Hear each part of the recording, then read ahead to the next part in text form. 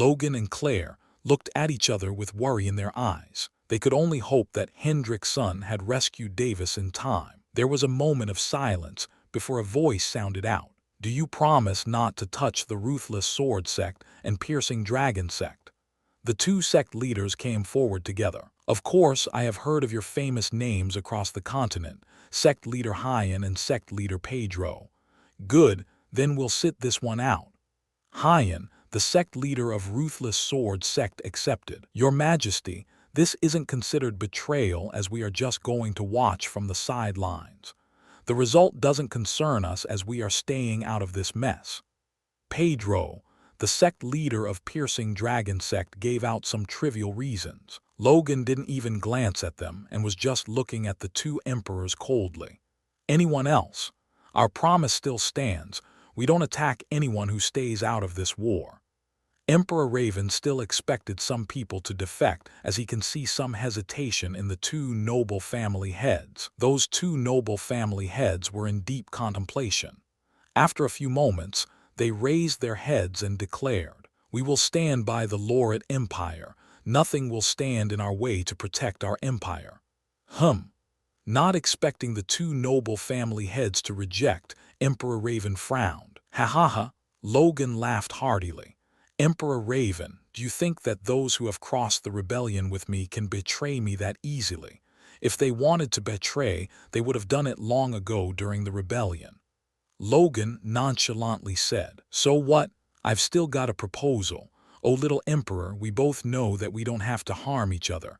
If we fight, we cannot say who might win this battle." Emperor Tritor suddenly said, "Heh, what is this? Are you backing out?" Logan sneered. "It isn't we who needs to back out, but you." Emperor Raven shot a look at Claire, who was beside Logan. What's this? Isn't the Empress pregnant? What a joyous affair. Do you want to see your wife brutally murdered and raped before you die?" Emperor Tritor shouted out. His voice echoed throughout the battlefield. "You dare!" Logan immediately tried to rush out but received a soul transmission. "Dear, don't go. They're provoking you," Claire shouted in his mind. Her stomach was a little bloated. Logan stopped, but shot a glance filled with hatred towards those two emperors. He could only swallow down this humiliation. If he went out to fight, one would hold him back, while the other might possibly do something worse to Claire. "That's why I've got an idea. Why don't we play a game? We make our armies fight each other. If your side wins, then we will immediately back out of this empire. But if we win, hand over the Laureate Empire to us. You see, we don't want to pillage this beautiful capital filled with beautiful women." Emperor Tritor laughed deviously. "Isn't the result already out? You bastards will surely win. What is this game for? Further humiliation?" Logan grit his teeth and shouted in anger, "Are you up for this game or not?" The two emperors further laughed, clearly wanting to humiliate him before enjoying the riches. Logan grit his teeth so hard that blood was coming out his mouth. His eyes spewed flames of anger and hatred. If he made a move, then he can say goodbye to Claire. But if he doesn't make a move, then his army will be decimated. "I have thought I would be able to die proudly defending my empire. Naive, I was too naive. I couldn't give my family up. I'm a failure of an emperor." His palms were bleeding. He put so much pressure with his fingers tightly clenching his fists. At this time he received a sound transmission from Hendrik's son. His face immediately turned ugly. "What did you do to my son?" "Oh, did the assassin succeed?" "No worries. I will release your son if you accept the game and win." "Nuo," Claire cried miserably, hearing the conversation between them. "No. Am I going to lose him again? I don't want to lose him again. This isn't happening, no." She started having a mental breakdown. Logan wished that he kill and slice them to pieces. He wished that he could subject them to every available torture method in this world. "Your Majesty, allow me and my subordinates to leave our lives for the Empire." A voice could be heard behind him. He checked behind to see Commander Randall kneeling in front of him. "You all will die." Logan replied, his voice sad. "I know, I just ask Majesty to give us a chance to prove ourselves in the battlefield, that we aren't cowards who would run without facing our enemies. Please let us get back the honor we lost in the Alfred Kingdom." Randall kowtowed. Logan turned back to those two emperors and said unwaveringly, "I agree. Good, let's sit back and enjoy this show to our heart's content."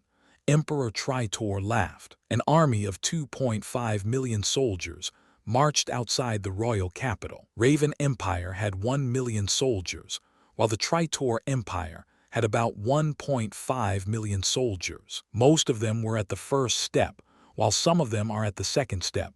Very few were in third step. They probably conducted a mass recruiting in their empires to invade this empire. But no one knew if it were true or not. The soldiers of the Raven Empire were clad in black armor, while the soldiers of the Tritor Empire were clad in gray armor. An army of 1 million soldiers came out of the gates of the royal capital.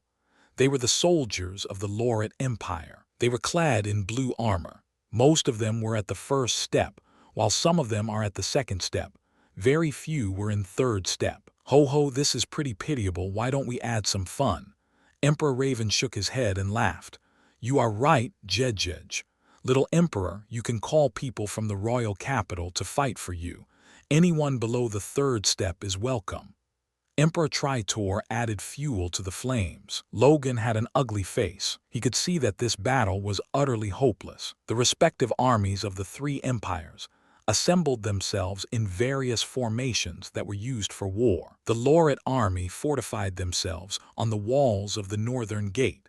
Ground troops were placed in front of the gate as well. The Raven army took the west side of the north gate, while the Tritor army took the east side of the north gate. This formation was clearly to attack the Lauret Empire from both sides. They could flank them from both sides if the Lauret army were to be caught off guard. There were also many experts atop the royal capital who were observing the war with their senses. The drums started to echo throughout the battlefield, signaling the start of the war. Each commander of the respective armies took charge and led the soldiers into war. On top of the north gate, a silhouette of a person with a black robe could be seen. He was there for about some time, listening to the conversation of these people above in the air. His eyes were scarlet red. He scanned around the battlefield. He said to himself, "You're the ones who came to invade. Don't expect any mercy from me." He looked at the hopeless battlefield and uttered, "Die." Asterisk thump asterisk, a big heartbeat sound, akin to a resounding loud thunderclap, was heard in the battlefield. Various screams of agony echoed across the battlefield. It was more than 2 million soldiers who clutched their chest and fell down to their knees. A second later, everyone collapsed like a pillar that had lost its foundation. There was absolute silence in the battlefield. No one dared to talk. It felt like their souls had fallen into hell for a brief moment. This scene was so unbelievable that they couldn't fathom what had happened. The two emperors were trembling in fear, their eyes wide and pale with fear. They could see that they could not detect anything as their army was executed in the blink of an eye. Logan was trembling with excitement. He couldn't believe his eyes. He could see that his army was not targeted for some reason. Logan clasped his hands and bowed down in the air. "Senior, this lowly emperor is very thankful of your help. Do I have the honor to invite you to our royal castle of my Lauret Empire?" Silence again. Absolute silence. A few minutes later, no voice could still be heard. The two emperors heaved a sigh of relief, while Logan smiled, as if a burden has been taken away from his heart. "Sect leaders of the Ruthless Sword Sect and Piercing Sword Sect, are you still going to watch by the sidelines?" Logan asked coldly. The two of them immediately came behind him and hurriedly relayed, "Emperor, we didn't betray you. We only acted with the safety of our sects in our mind." Yes, we didn't have any thoughts of betrayal. We only sat this one out instead of joining the other side." Logan watched them with comical eyes and harumphed. He then turned around and viewed the two emperor with a sarcastic expression. "Huh, why are you two bastards still staying here? Aren't your armies utterly decimated? Hurry up and scram." Logan laughed heartily. He felt like still killing them, but he knew what was important for him. "Don't you dare to be haughty in front of us. We will readdress this humiliation at a later date." "Oh, you're saying that you're going to pick a fight with, Senior?" Emperor Raven and Emperor Tritor's face changed. They didn't dare say anything, and the four of them immediately left in the direction of their respective empires. They left immediately because they didn't even know if that senior was still in the Lauret Empire. Their losses were immense. They've lost their military prowess and are now vulnerable to all other empires. And if they don't return to their respective empires, then they will suffer the same fate as once Lauret Empire did, being invaded by other empires. Claire looked at Logan with a wronged face. Logan then immediately remembered that his son was abducted by those two empires. His face turned ugly. Shit, I was so immersed with defeating them. I forgot about Davis. Regret, extreme regret. He felt like utter shit right now for getting complacent with his victory over the two empires. Claire knew that he had forgot temporarily. Even so, she did not blame him. She thought this was what being an emperor meant. Don't worry, I'll get him. I swear I'll return with him. If I can't, then take care of Clara. Logan immediately left chasing those two emperors who had gone at least 1,000 meters away from him. Don't go, I don't want to lose you too. Claire cried out and tried to follow after him. He hardened his heart and didn't look back or reply to her. The sect leaders and the others who were there immediately stopped Claire from following him. They received a soul transmission from Logan, so they could only hold her back and try to protect her. Just when he was halfway there, he got a crystal transmission from Hendrik's son. A few minutes earlier, while Hendrik's son had just secured Clara in the prison, Davis was still experimenting on the prisoners when, unbeknownst to him, a silhouette in black robes entered the prison. There was no one standing guard in the entrance. The silhouette entered and started searching. He went through various corridors when suddenly a voice sounded out. I'll avenge my comrades. ****. The silhouette easily dodged and commented. Oi, if you're going to sneak attack, at least do it sneakily. You wretched assassin, die. Bowen slashed his sword furiously at the assassin. He felt intense regret seeing his comrades die one by one from inside the prison through special means. The silhouette kept dodging his furious slashes. The assassin suddenly saw an opening and kicked Bowen in his stomach. Bowen felt his stomach rumbling. He realized that the assassin was way more powerful than him. Davis heard the commotion and came to check. Davis had no idea what was going on here, but soon as he saw the silhouette in black robes, he had an idea. Oh, the kid is here, lucky he. The silhouette laughed. Who are you, mister? Davis asked with an innocent face. Prince Davis, run. Bowen had lost all hope in being able to protect him. You shut up. The assassin kicked Bowen's head, rendering him unconscious. Why did you beat him? Davis asked with a frightened face. Haha, Prince Davis, no need to worry. I've been tasked by your father to rescue you, and this guard just won't let me take you away from here. My name is Tyke. The assassin removed his hood. He had a handsome face that made him very easy to approach. Is it true? But why does my father need to rescue me? Davis questioned. You don't know, Prince. The war between our empire and two other empires is going on for more than a year. Really? Will father be able to win? Davis asked worriedly. He was astonished. He finally knew what has been plaguing his parents for so long.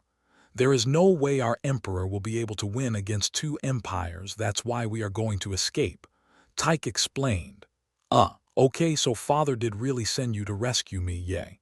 Davis made an expression that said that he totally believed him. Yes, my prince, let's go. Tyke was sneering inside his head. He felt good to trap a prince with cheap lies.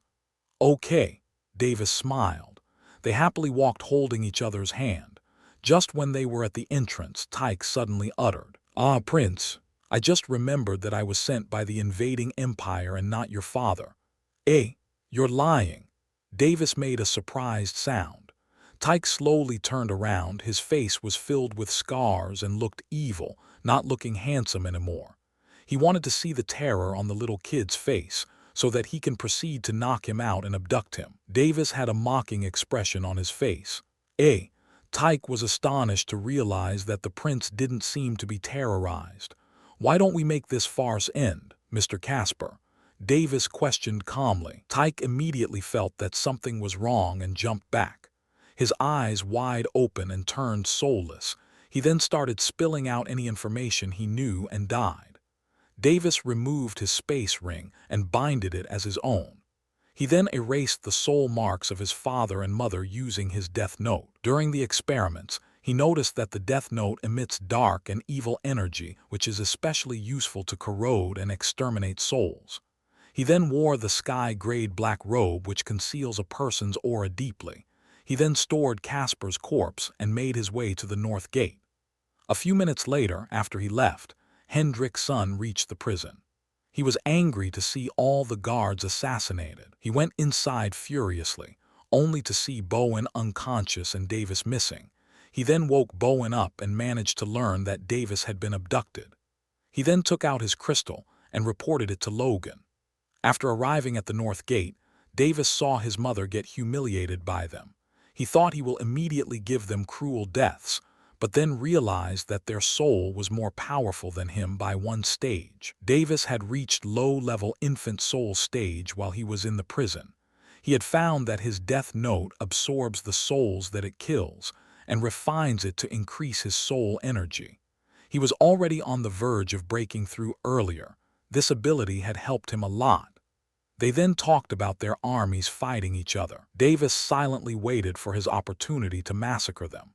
He used his death god sense to write the names of all the soldiers and commanders of the enemy army. The death god sense was the ability he gained after attaining the infant soul stage during his stay in the prison. He used the death note in tune with his soul sense to use the death god sense. Using it, he could see the names and lifespan of all the people that were in his soul sense. After massacring them, he didn't opt to absorb their deceased souls lest he gets caught. He then immediately left the north gate slowly when no one dared to speak or probe around with their senses. He then swiftly returned back to the prison and saw that no one was there currently. He suddenly had an idea. He went into an isolated cell that was with a living prisoner and entered it. Davis then used the death note to write the prisoner's name to make him his puppet. He then retrieved Casper's corpse, a dagger and a sword from the space ring, unbinded it and placed it on the corpse. He then gave the sword and the dagger to the prisoner. The prisoner stabbed the sword at the heart of the corpse. The sword stayed right there, pierced into Casper's heart. Davis then made his soul aura blindly fluctuate 2,000 meters of his surrounding and made himself faint beside the corpse. This caused a slight damage to his soul, but was negligible. The prisoner who saw that bit his fingers and wrote on the wall of the prison, then stabbed himself in the heart using the dagger. Hendrik's son, who was wildly escaping with Clara and Bowen, immediately noticed the soul fluctuation. "It's coming from the direction of the prison," both exclaimed simultaneously. Hendrik's son looked at Clara and gritted his teeth. He then gave Bowen a transmission crystal and ordered, "Bowen, immediately check what's happening in the prison." Bowen accepted and quickly went to check inside the prison, only to find Davis fainted beside the assassin's corpse and a prisoner's corpse.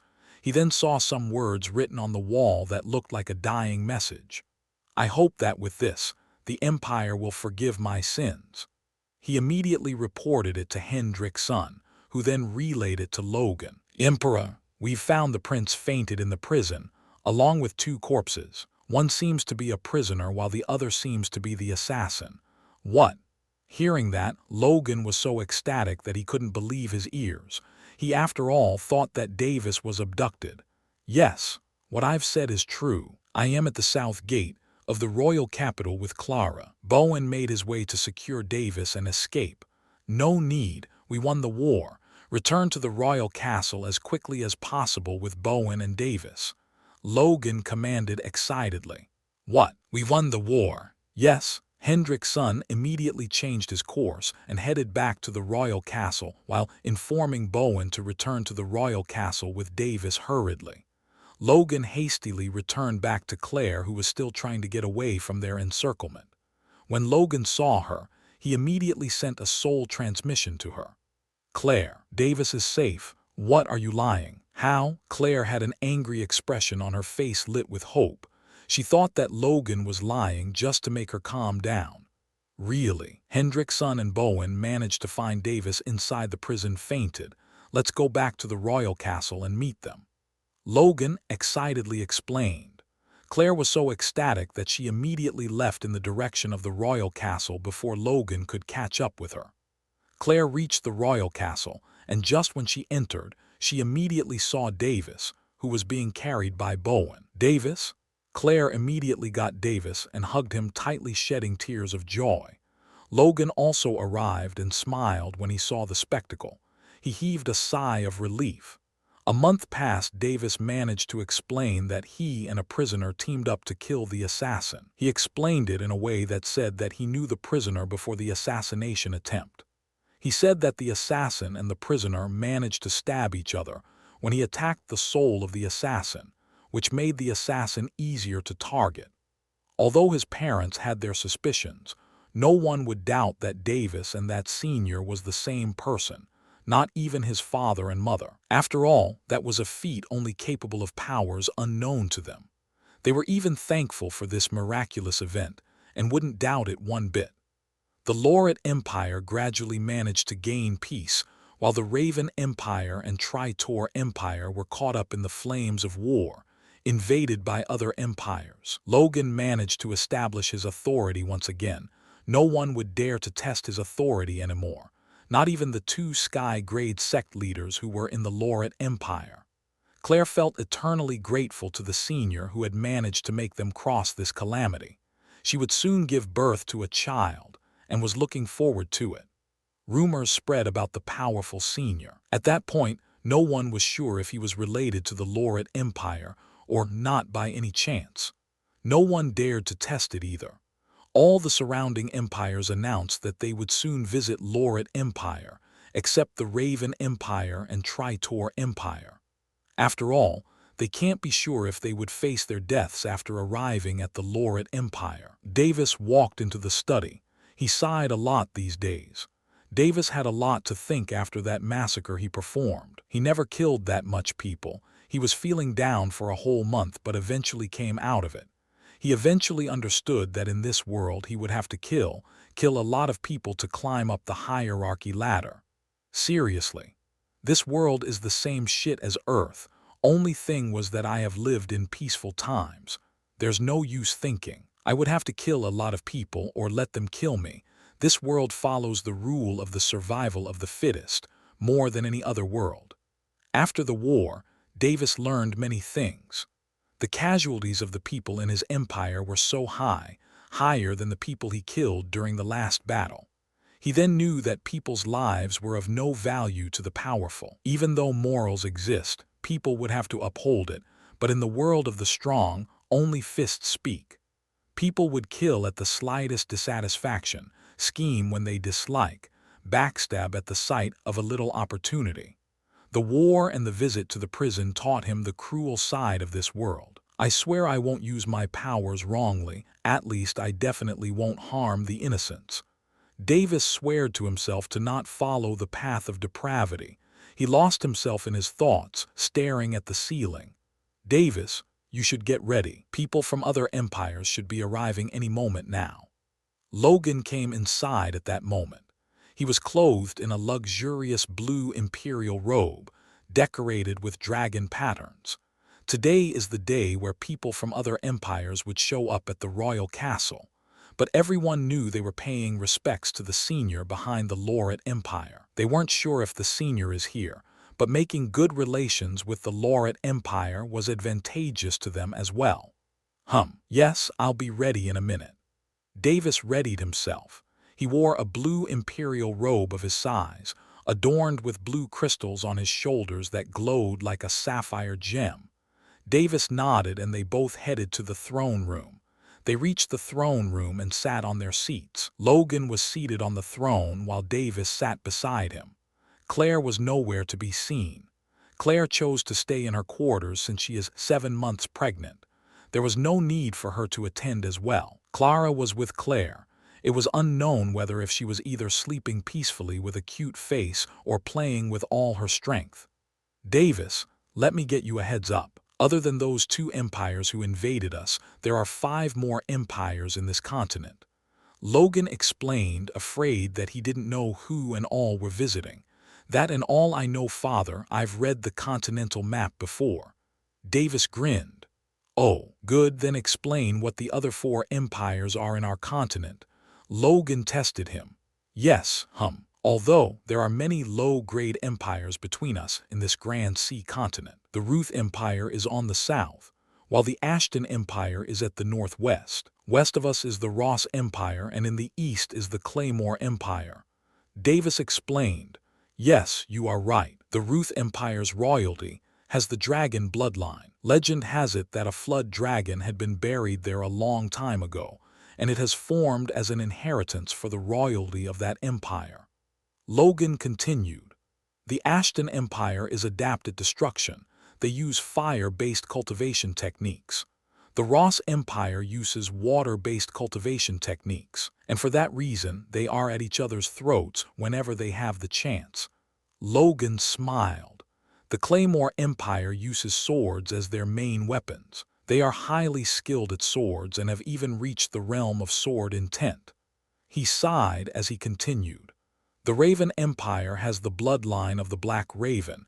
It is equal in power to the Flood Dragon. It is in the north and are currently warring with the Ashton Empire. He had a gleeful face as he said that. The Tritor Empire specializes in dark energy, in other words, evil cultivation.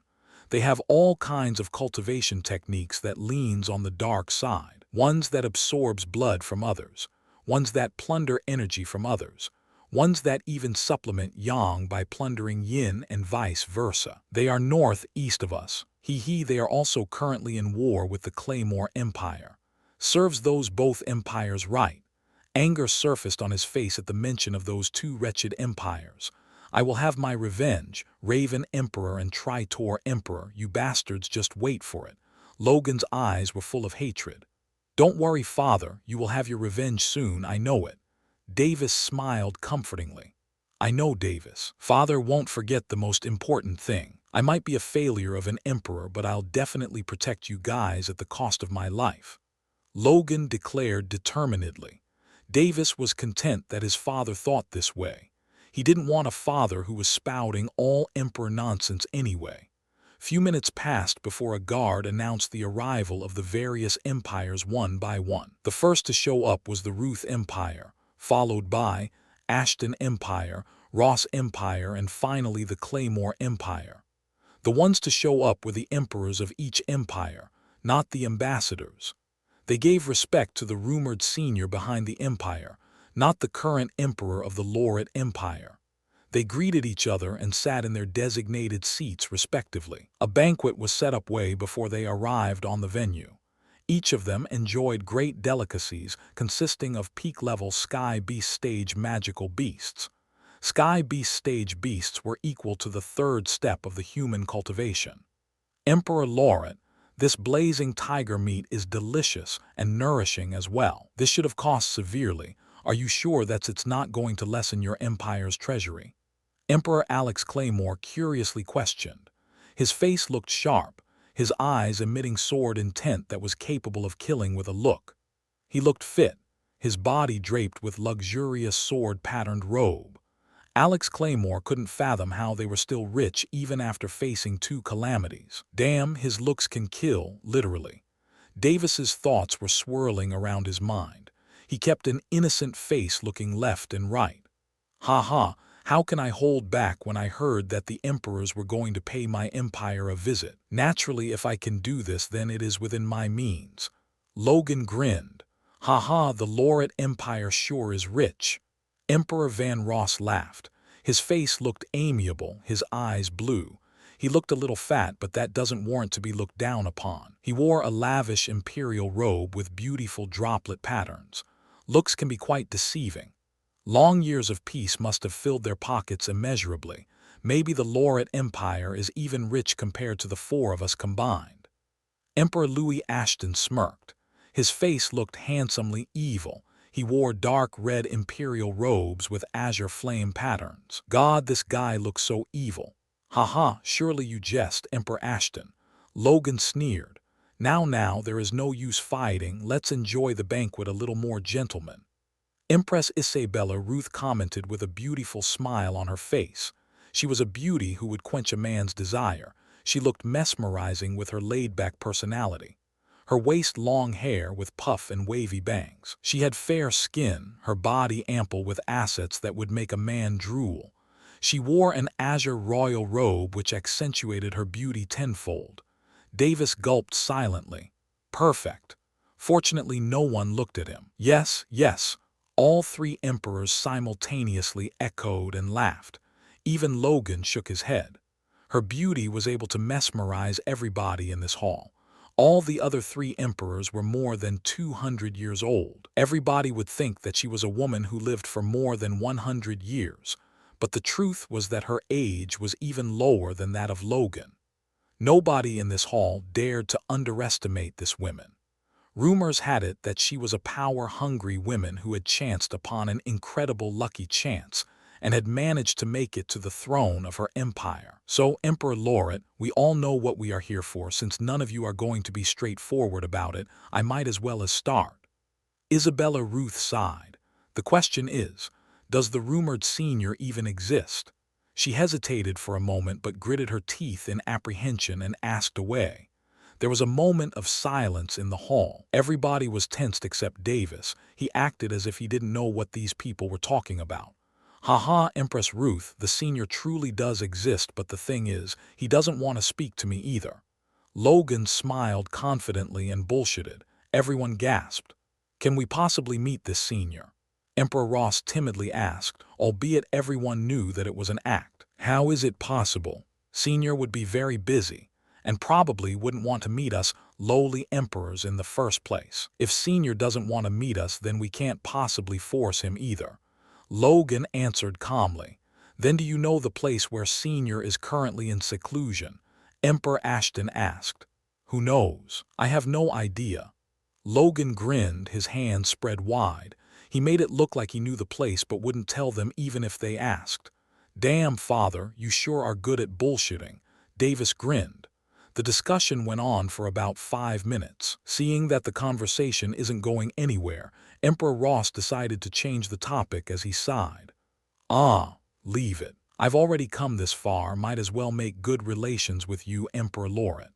Saying that, he presented a small treasure chest to Logan. It's my pleasure, Emperor Ross. Logan nodded and accepted the gift graciously. He opened it and was astonished to see a fruit in it. It was the mystic tyrant fruit. Excellent, this could help Davis attain the tyrant physique. Logan was truly pleased. I'm glad to see that you are glad with it, Emperor Lauret. Emperor Ross said.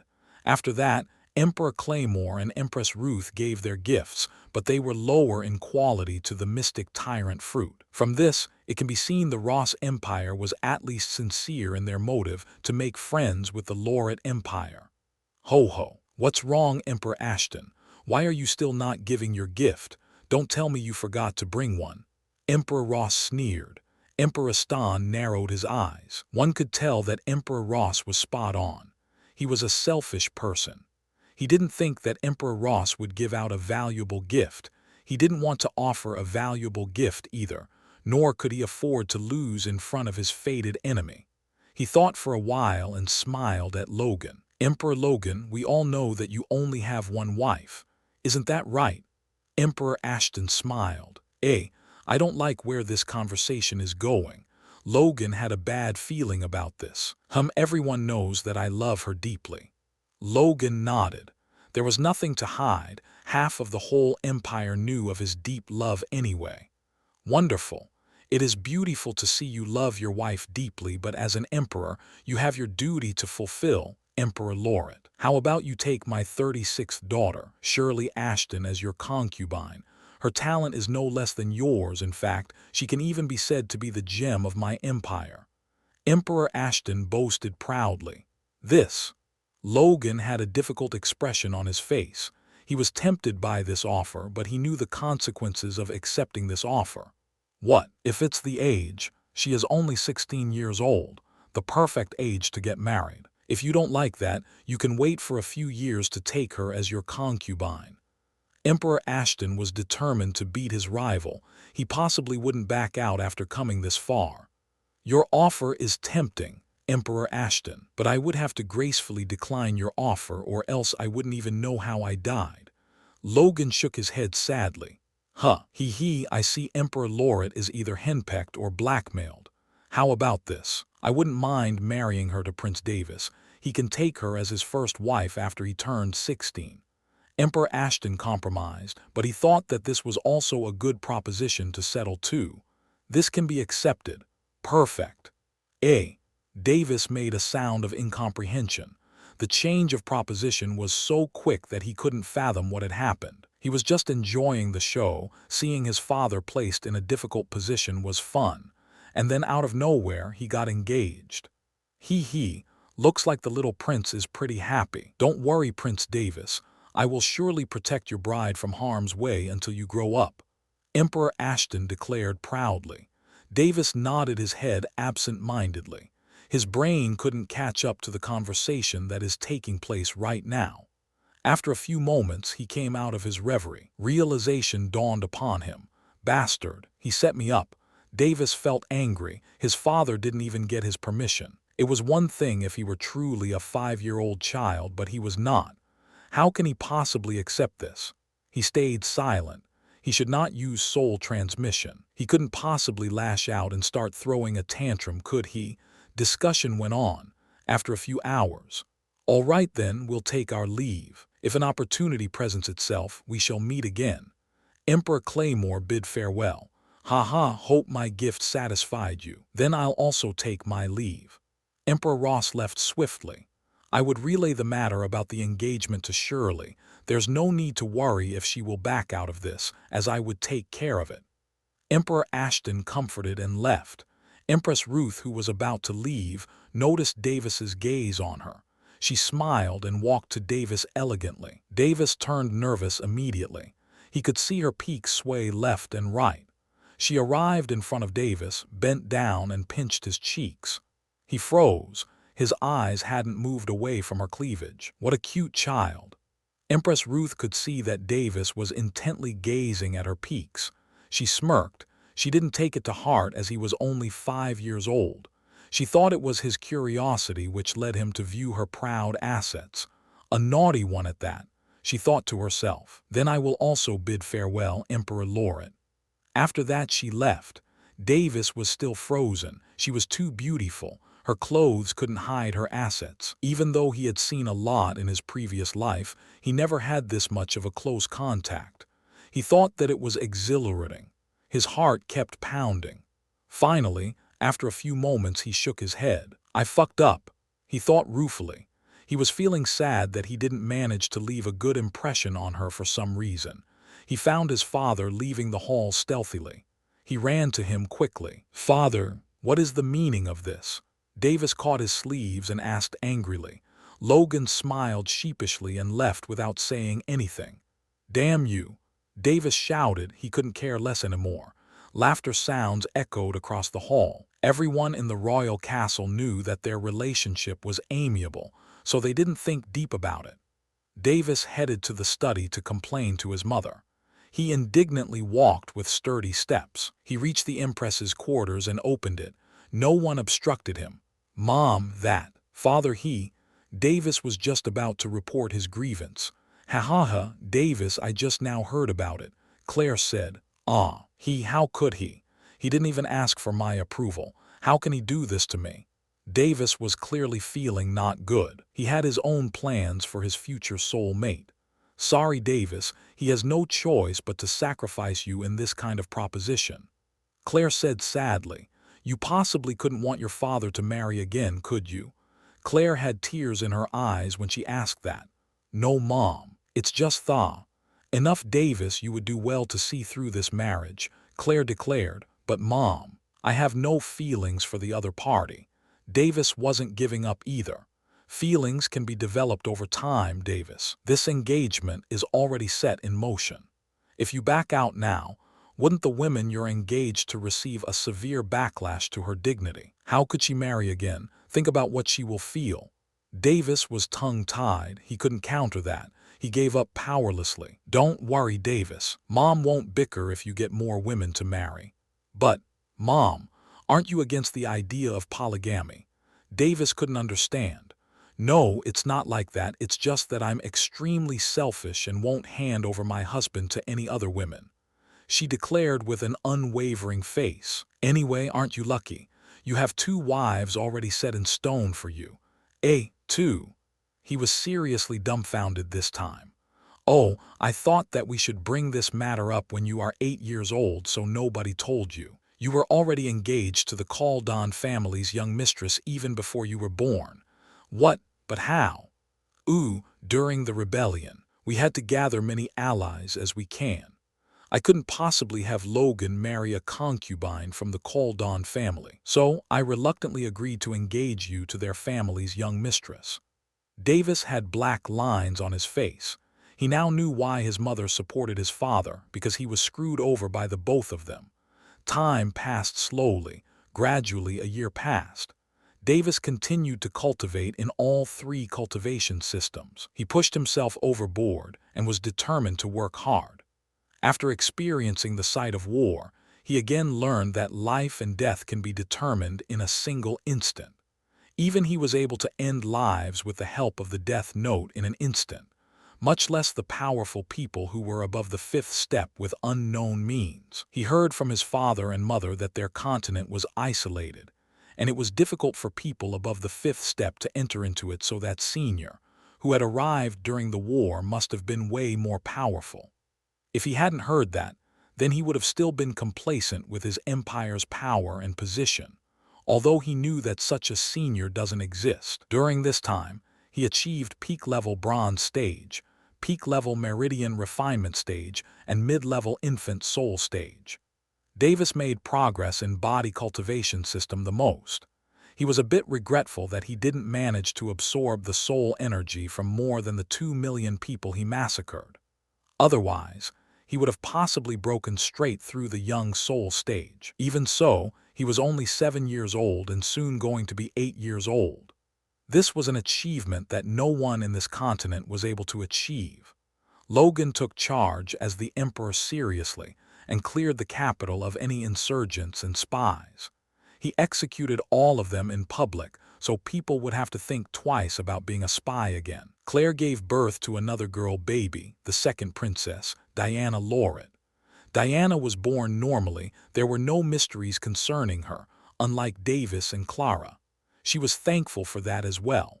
She was pretty much content that she got a normal child. Clara was able to speak smoothly considering her age, and she mimicked her brother very much. She picked up the habit of reading and quickly learnt the language of the world. Davis was so astonished to see that. He didn't think a baby would be able to grasp thoughts and concepts so quickly. If word spread, then everyone would think that she is a monster, but Davis still could not care about that as he cared for her so much that it was reaching the levels of Siskin. "Brother, I don't want to play. I want to read." A 3-year-old girl shouted angrily, but no matter who saw that they would melt in sweetness. She was 37 inches tall. Her face was chubby and extremely cute. Her cute purple eyes were like 2 amethyst gems. Her neck-length blonde hair was silky smooth and wavy. "Don't be like that, Clara. What is your age? You should be playing instead of studying," Davis shouted. "Then what about you, brother? You're already way ahead of me, and you're only 7 years old." Her cute face puffed up in anger. She felt like her brother left her in the dust. She only recently learned about her brother's achievements in cultivation, so she no longer felt like playing anymore. "HMPH, you only say that because you want to play with me. Why are you using my age as an excuse?" Not one time, not a single time has he managed to win against her in an argument. She could always see through his lies and was also extremely intelligent for her age.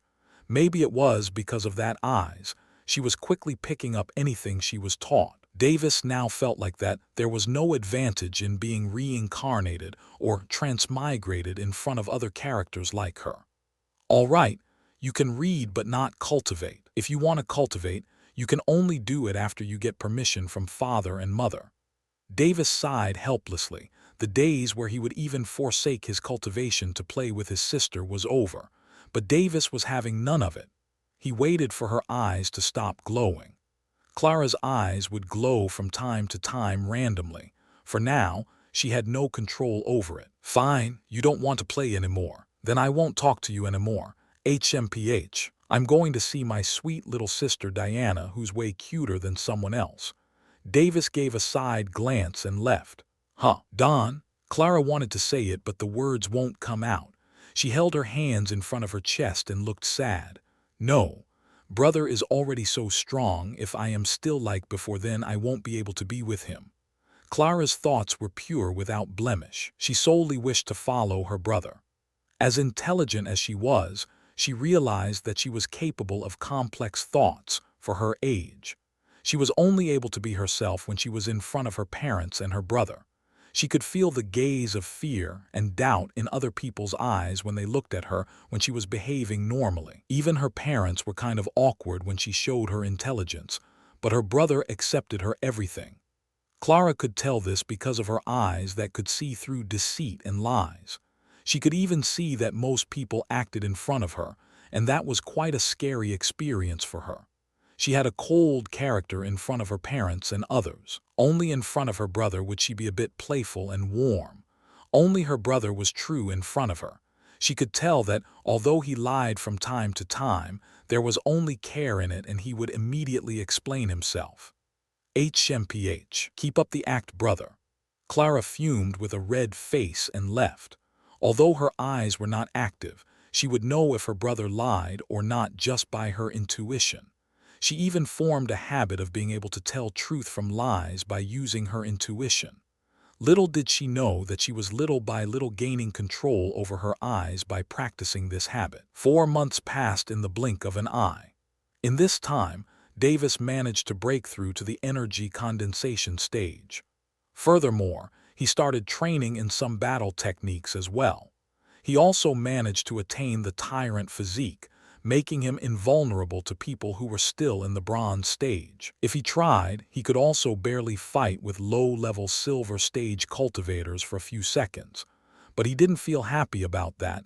He missed playing with Clara. He would go see her sometimes, but she would quickly send him back. He was feeling sad for playing that prank on her. He thought that she started to hate him, so he stopped bothering her for some time as well. He never had a sister before, so he didn't know how he should treat her in this kind of situation. Today was his 8th birthday. He was feeling fidgety for some reason, because he knew that today was the day he was going to get his personal maid. They brought her a month ago, but he didn't get a single chance to meet her either. She was likely trained by the castle maids during this month. As an earthling who had no choice but keep himself entertained, he sure had a lot of fantasies about maids. But when he knew that he was actually going to experience that, he was not sure of what to feel anymore. He heard that she was bought from an auction, and her story went like this. She was an orphan abandoned on the streets, picked up by people who train personal servants. She was brought up in life only to serve the people who bought her, so it didn't actually matter if the buyer was a degenerate or not.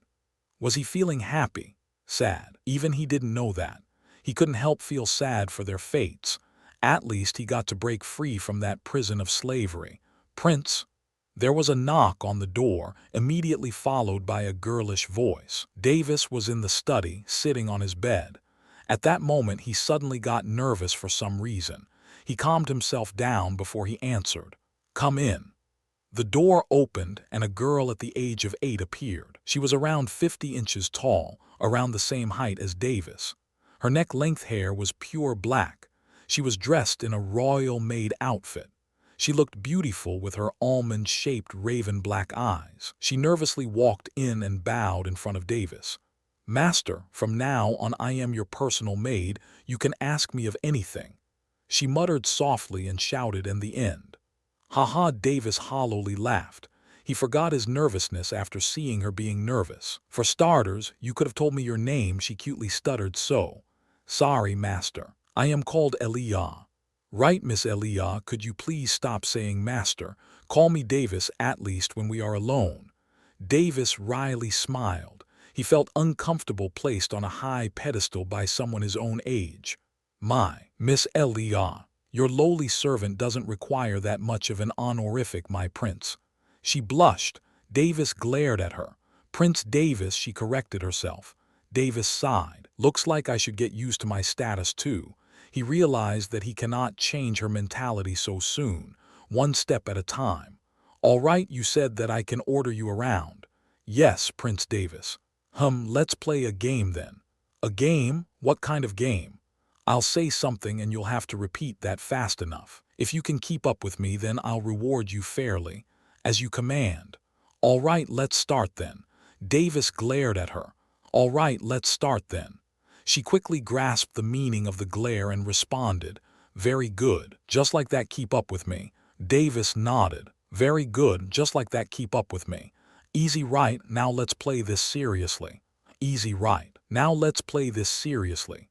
Their childish game went on about for 5 minutes. She grasped the game quickly and naively played with him like a child. She had a smile on her face, which at least told Davis that she wasn't broken like he was once. Man, I wish these bastards would stop ordering me around. Man, I wish these bastards would stop ordering me around. She replied almost as fast as him. He can see that she was really getting into it. They're nothing but idiots who are placed on a high pedestal who deserve to die. They're nothing but idiots who are placed on a high pedestal who deserve to die.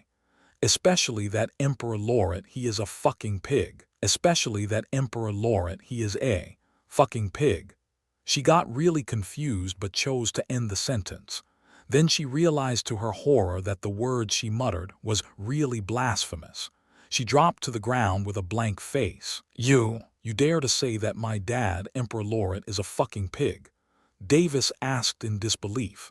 Elia had tears in her eyes. No, but my prince, you are the one who asked me to repeat what you said. Her senses came back to her and she wasn't the one to give up silently. When did I ever say that? Look at this. He took out a crystal from his side. An imagery crystal. Elia recognized the crystal right away. He injected his energy into the crystal. It then projected a video into the air. Davis and Elia could be seen playing and the audio could be heard as well. Just when Davis had said, okay, let's stop the game, she could also be seen to say the same sentence. After that, it was just her continuously talking. The crystal was behind Davis, so only his back and her front can be seen. But no way, she cried and shook her head in disbelief. She started to think that she had hallucinated midway during the game. I have to immediately report this to my dad. Davis scrambled to get out of the study. No, Prince Davis, please don't. Please forgive this lowly servant. She knew that she will lose her life if word of this gets out. Anything but that. I'll accept any punishments. Please punish this lowly one. She bit her lips and wasn't sure of her fate anymore. She thought that her life was going to be miserable starting from now. Will you listen to my words then? Davis asked. Of course, Prince, she replied as fast as she can, still tear-faced. Then call me Davis, he said with a smile on his face. Prince? Elia was dumbfounded at this point. She thought that she will receive some humiliating punishment from her master. All right, I'm going to report. Davis.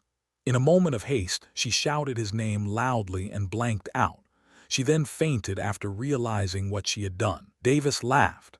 Actually, he only moved his lips and sent her a soul transmission during the end of the game. So it seemed like he was still talking, but he wasn't.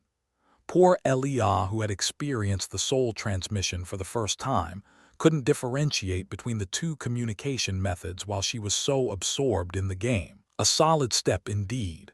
The next day, Davis finally got permission from Claire and Logan to roam the royal capital. They agreed only on one condition. That was, he must be accompanied by the royal guard at all times, at least close by. Runnard and 2 guards who were at the 3rd step were assigned to him. The 2 guards were basically at the iron stage and revolving core stage. Only Runnard was at the peak-level iron stage, high-level revolving core stage, and mid-level nascent soul stage. Davis was excited to have the chance to roam around the royal capital. He felt like a child who was going to experience a field trip. Of course, he didn't know what that feeling was since he didn't get to experience one. Davis, Elia, and the royal guards had just exited the royal castle. He was still wearing the royal outfit, while the royal guards wore shiny red armor. They went inside a carriage that reeked of the word royalty. It had royal blue patterns all over its body, indicating that it was from the royal family. After being seated, the carriage took off. They were all silent. Davis felt like he had to say something. "I've waited for this so long, Reinhard." "Yes, Prince. I've heard that you've been cooped up all year in the royal castle." That was pretty sad. Davis replied sadly, and suddenly he remembered. "Oh yeah, I've never got to thank you for rescuing me from that place. Thank you, Mr. Reinhard." "No need to thank me, Prince. It was my duty after all." Reinhard said it with an indifferent face. He. "Don't be so stiff, I want to make friends too." Davis narrowed his eyes. "Friends? But my status doesn't allow. If I say I want to make friends, then I want to make friends. You got something to say about it?" Davis shot a glare, using his identity as a child to throw a tantrum. Aaliyah and the others. "Prince, you can't be like this. You have your position and status as a prince. Please don't make it difficult for us." Reinhard smiled wryly. "If word gets out that he made friends with the prince, then he will be suspected of taking advantage of the prince's kindness." "All right." Davis then realized that his kindness can also be fatal sometimes. Davis then looked outside the carriage. The scenery was beautiful, with buildings built in many different styles. On one side he could see an old Japanese-styled manor, and on the other side he could see an old Chinese-styled manor. Seeing that, Davis was shocked. "What is this? Why is the buildings a mixture of so many cultures?" "Cultures? Oh, the prince means the architecture of the building. There are many types of architectures available from the ancient era. This is the New Age era, so we don't differentiate between cultures anymore. We just take them as a type of architecture." Reinhard explained. "New Age era. I've read about it. Looks like the ancient era had many people from Earth visiting this world. Looks like I'm not the only one." Davis thought legend has it that the Sky-Word Emperor sacrificed his life to bring the end of the ancient era. He was a man with a great ambition. He managed to use his power to grant a new language to all the living beings in the universe. This led to people and beasts communicating much better and creation of a new era, the New Age era. "Oh, now I know why it is being called the Sky-Word language, or the language of the world," Elia commented. Davis kept looking at the window. He could see people walking to and fro, sometimes staring at the carriage with awe. He could see the city guards in every street they went. They were at least at the second stage in either the body cultivation system or the essence gathering system. Just as the carriage was passing by, he saw a building that was 4 stories high. There was a big board in front of the building. Cultivation Emporium was etched into that. "Stop the carriage." "What is it, Prince?" "I want to visit that emporium. Stand guard here." "As you command, Prince Davis. If there are any emergencies, immediately contact me." Reinhard handed him a crystal. "I got it." Davis took the crystal and placed it in his storage ring. Yesterday, he got a Earth-grade storage ring as his birthday present from his father. They got out of the carriage. Davis and Elia arrived in front of the Cultivation Emporium while the royal guard stood near the carriage. A person immediately arrived from the Cultivation Emporium. He was dressed wealthy, his body decorated with all kinds of jewelries. He had short green hair. He was plump and ran with dragged steps. "Please forgive me for arriving late to pick you up, my prince." "It's fine. I never said that I was going to visit this place earlier." "I thank the prince for his understanding. My name is George Cultivation. I'm currently the manager of this emporium. Let's go inside, shall we?" Davis nodded his head, looking coolly. They then started walking inside the emporium. He could see a lot of sellers with boards in their respective stalls. Some even possessed a shop. "So what is this place for?" "My prince, this place is our Cultivation family's emporium. We sell various kind of items here. It also acts as a marketplace. A lot of vagabonds and merchants also come here to set up their shops here, since we also provide high security for their merchandise." "Oh, you mean that I can also set up a shop here?" Ho ho, the prince sure can joke. "No, I'm serious. The prince can also set up a shop, but no one would dare to compete with you, leading to less income for us. Haha, you are straightforward, I like it. They chatted for a few minutes as they walked. Just when they passed by the Caldon pill store, Davis paused and looked at it. Oh, that is our pill store. We sell various pills of great quality in there. George explained briefly. He unhurriedly walked into the store. A young lady came forward and greeted them gracefully. Hurry, the prince is here. Get the young mistress here to greet the prince. George hurriedly sent a soul transmission to her. What? She was utterly dumbfounded, then hurriedly nodded her head and went inside. The young lady was a staff member of the illustrious Caldon pill store. She held her head high up, looking down on other people with ordinary standing. However, she dared not to pull her weight around the prince of the empire or the manager. Both were people who she couldn't afford to offend. She hurriedly ran and stood in front of a door. Young mistress, the young prince is here. The manager has called you to go greet him. She anxiously shouted. After a moment of silence, a clear yet naive voice could be heard. You can go now. Our young mistress will be ready in a moment. Yes. The young lady quickly left, thinking that she had relayed and finished her task. Inside the room. Miss, the prince is here, it seems. A young lady dressed in a maid outfit repeated. This clearly explained that she served under this so-called young mistress. The prince? Isn't he only 8 years old? What is he doing here, Maisie? Another young lady around 18 years old questioned with a surprised tone. She is 5'4" tall, her eyes sharp and ink eye as black. Her nose is small with her lips upturned in a smile. Her lush green hair reached till her waist, while she had her side hair tied up in a bun behind her head. Her twin peaks were plentiful, while her buttocks were perky. She wore a black cheongsam with red stripes over its edges, and this absolutely made her look quite mature for her age. Perhaps the prince could no longer wait to meet his fiancée, he. Maisie joked as she giggled. Haha, he is only 8 years old, surely he isn't here for me. The young lady said in a joking tone and shook her head wryly. Even if he was here for me, I am merely designated to be his concubine. My fate is sealed for all we know. Maybe Miss should just escape from this place and go somewhere else. Maisie understood her mistress's plight, so she couldn't help but support her. Go where, Maisie? If I escaped, then I would be a sinner of the Caldon family. Let's go see him, but there would not be much to expect from an 8-year-old boy, nor would there be much harm. The young lady regained her bearings and stood up as she left the room with Maisie. Look at this, prince. These are all our topmost pills. This is a peak-level Earth Grade 3 Revolutions pill. It helps one break through the silver stage. George kept explaining all the top-tier pills they had in stock.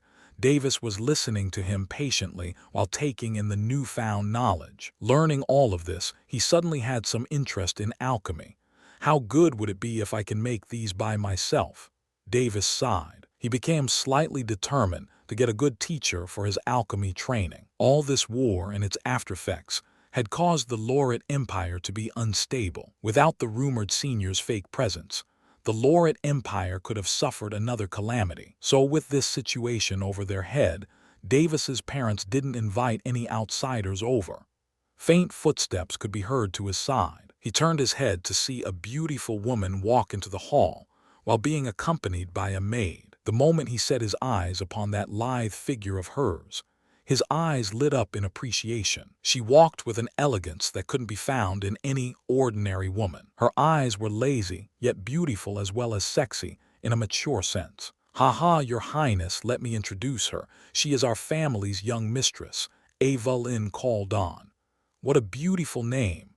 Davis absent-mindedly commented while watching her advancing towards him. He couldn't take his eyes off her, as he became truly captivated by her charm. Wait, what?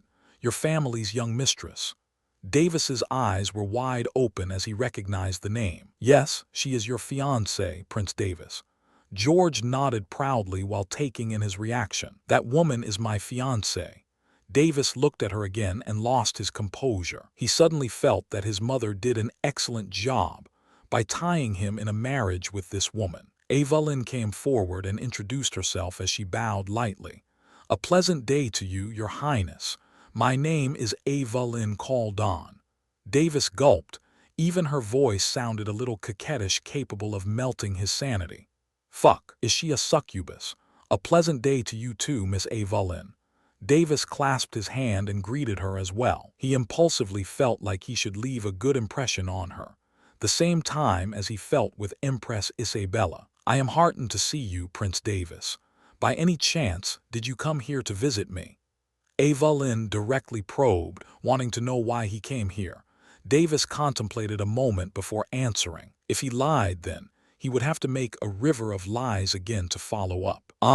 The truth is I had no idea that you were here, Miss Evelyn. This is the first day I have been out of the royal castle, and I was just roaming around in the royal carriage while I caught the sight of your Caldon Emporium. I wished to check things out as I heard about the reputation of the Caldon Emporium, so I came inside. I honestly didn't expect to see Miss Evelyn here. It is pretty much my luck to see your beautiful self here." Davis, who still looked like a teenage kid, kept his bearings and answered truthfully while also trying to flirt with her. But the plain sight of it was pretty comical to Evelyn. She giggled as a faint interest sprouted in her heart. "Evelyn thanks your highness for his compliment." Evelyn felt curious about this person, and now somewhat had a good impression of him. Well, if this was her fate, then she was determined to make a person like him care for her. If not, then she thought of backing out before it was too late. Now Davis was feeling not sure about canceling this engagement. The moment he laid his eyes on her, he was more or less mesmerized, and he absolutely realized that, even though his current feeling may not be love, but rather an attraction, he hoped that he could develop feelings with her. He sure did take a liking to her at a first glance, but didn't want to force her either. "Miss Evelyn, by any chance are you against this engagement? If you are, then I can ask my royal father, the emperor, to cancel the engagement." This time, even Evelyn and the other people's eyes shot wide open. She very much wanted to decline this engagement when she first heard about it. But as a member of the family, she had little say in her marriage unless she showed a talent that a genius should possess. Age was of little concern in this world. In the Laureate Empire, after one turned 16, it didn't matter if he or she married a 200-year-old character. Davis was just right years old, but the marriage will be held only after he turned 16. And until then she would have plenty of time to decide and even nurture some feelings. Actually, she already had thoughts about how this fiancé of hers would turn out to be from the time she learned about her engagement. After directly meeting him in person right now, she had a good impression of him, so she was now a little hesitant whether to drop this engagement or not. On the other hand, it's not like she had a choice anyway. This, Prince, shouldn't say it like this. The engagement has already been S. Davis glared at George Caldon, and that shut him up from saying any more bullshit. "As you know, I have again been engaged to the 36th princess of the Ashton Empire. This means that you are fated to be a concubine of mine even if you marry me. I know that you are indignant about this, and anyone would be, hence, I want you to make a choice." Davis elaborated on his thoughts. Davis could see that she didn't immediately answer and was currently hesitating on her decision. Else, she would have openly said that she didn't like this engagement or that she would willingly marry him. Looks like she is forced to. "Oh, but I'm not opposed to this anymore either, so it's not too anymore," Davis sighed. "There is no need to decide so soon, Miss Evelyn. I can see some hesitation in your eyes, but the sooner you make your decision, the better it is for your reputation," Davis calmly said. Evelyn couldn't believe her ears. This little boy didn't take a liking to her and decided to let the engagement go just like that. Or did he consider her feelings and said that? She couldn't guess which one was it. "Then I bid you farewell, Miss Evelyn." Davis had no choice but to leave after creating this awkward atmosphere. He wanted to escape from further embarrassment as soon as possible. Elia followed him closely while she watched him in admiration. She didn't forget the experience she had with him yesterday.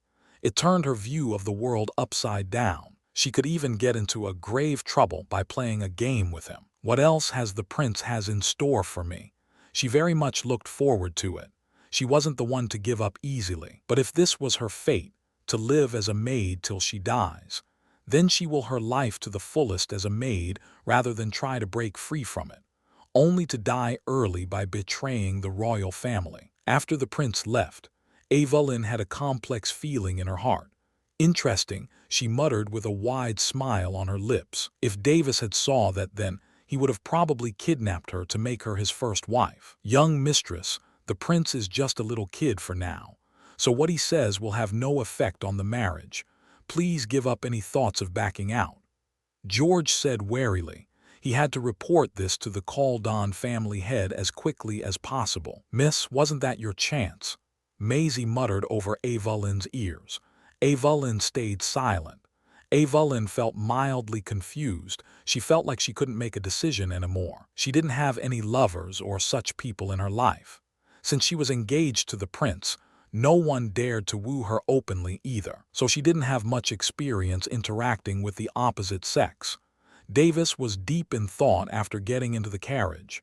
Still, what is this feeling? I feel like I just gave her amnesty, pardoned her from her fate with a single sentence of mine. Is this how people at the top of the power hierarchy feel? No wonder they are so hungry for more power and authority. Even I feel like I can get drunk on it. He shook his head sighed. He thought that he had enough of his first day out in the royal capital. The moment he met Evelyn, he was satisfied for the day, so he ordered the carriage driver to return to the royal castle. He talked with Renard for some time till they arrived at the royal castle. After that, he straightway went into the study. After making himself comfortable, he thought that he should continue to develop Aaliyah's personality as well. After yesterday, she was a little open to him. Now is a perfect moment to break her shell since the effects of yesterday were still there. So Aaliyah, what do you think about Miss Evelyn? Davis asked. Me. I think she is very beautiful and is perfectly matches with the prince. Truly a match made in heaven. Aaliyah shook her head and sighed in admiration. He glared at her. Tell your true thoughts. She is too much of an independent and proud woman. I don't think that she will agree to be your concubine. Aaliyah puffed and replied, that's what I thought too.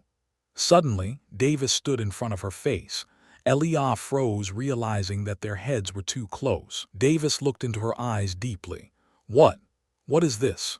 Is he going to do it now? Badump, badump, Aaliyah's heart beat like a young maiden. She could feel his deep gaze, and it felt like her heart was going to explode. She couldn't bear his gaze, so she closed her eyes and waited for it to end. She waited and waited for what it felt like a long time, but nothing happened. She slowly opened her eyes only to see Davis seated on his bed, looking a little disappointed. Why is the prince disappointed? Was it because I didn't kiss him? Aaliyah thought. Aaliyah, Davis's voice was tranquil. Why? Yes, Aaliyah was truly nervous. Why didn't you push me back? Davis asked a stupid question. Push? How can I? There's no way I can do that. I am your maid, master. In other words, your slave. She let out her angry emotions. What did he even expect from his servant? There was a moment of silence. Did I buy you? Davis asked calmly. No, she thought and answered. Did I ever say that you were my slave? He stood up. No, he never did call her that. Did I ever say that you were my maid? Davis walked towards her. No, thinking of it, he never even treated her like that. Then why are you degrading yourself? He stood in front of Aaliyah. She couldn't think clearly anymore. Her thoughts were jumbled. Suddenly she felt warm arms envelop her body in an embrace. She didn't know why, but she felt warm and secure in that embrace. Become my friend, Davis suddenly asked. I can't. She had tears in her eyes. Something felt like breaking in her head. Call me Davis. No.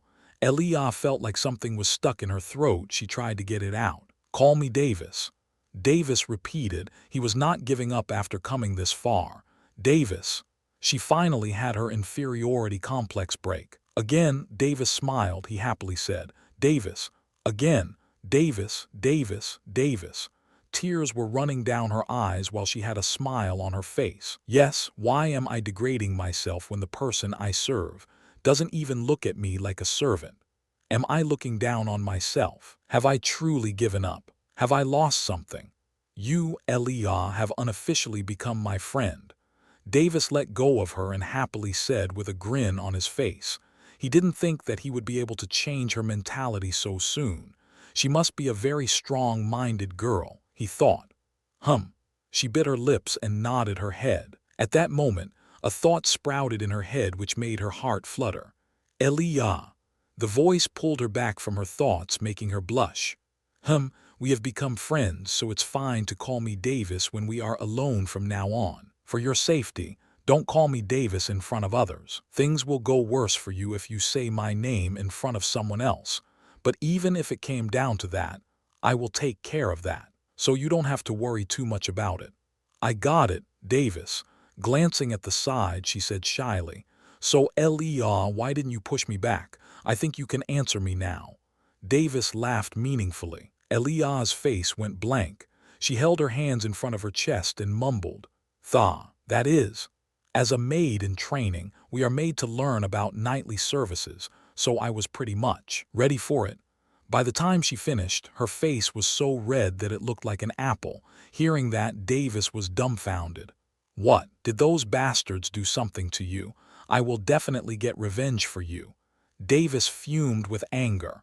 What are they doing with little girls? This is definitely a crime. No. We are only made to learn from books. And she hurriedly said, afraid that he might misunderstand, but went silent. And what?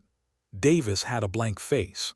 And we are made to view from that crystal you took yesterday. And what the hell, porno exists here too.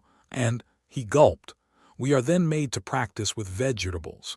She shouted and ducked, holding her legs as she went silent in shame. Ha, Davis laughed, rolling on the floor literally. He hadn't had a laugh like this in his whole life. He laughed so hard that a little drop of tear rolled out from his eyes. Hearing that laughter, Elia felt like that she could die from shame. Stopping his laughter, Davis realized that he had awoken to the pleasures of bullying his new friend. This is gonna be so fun. All right, he lifted her up.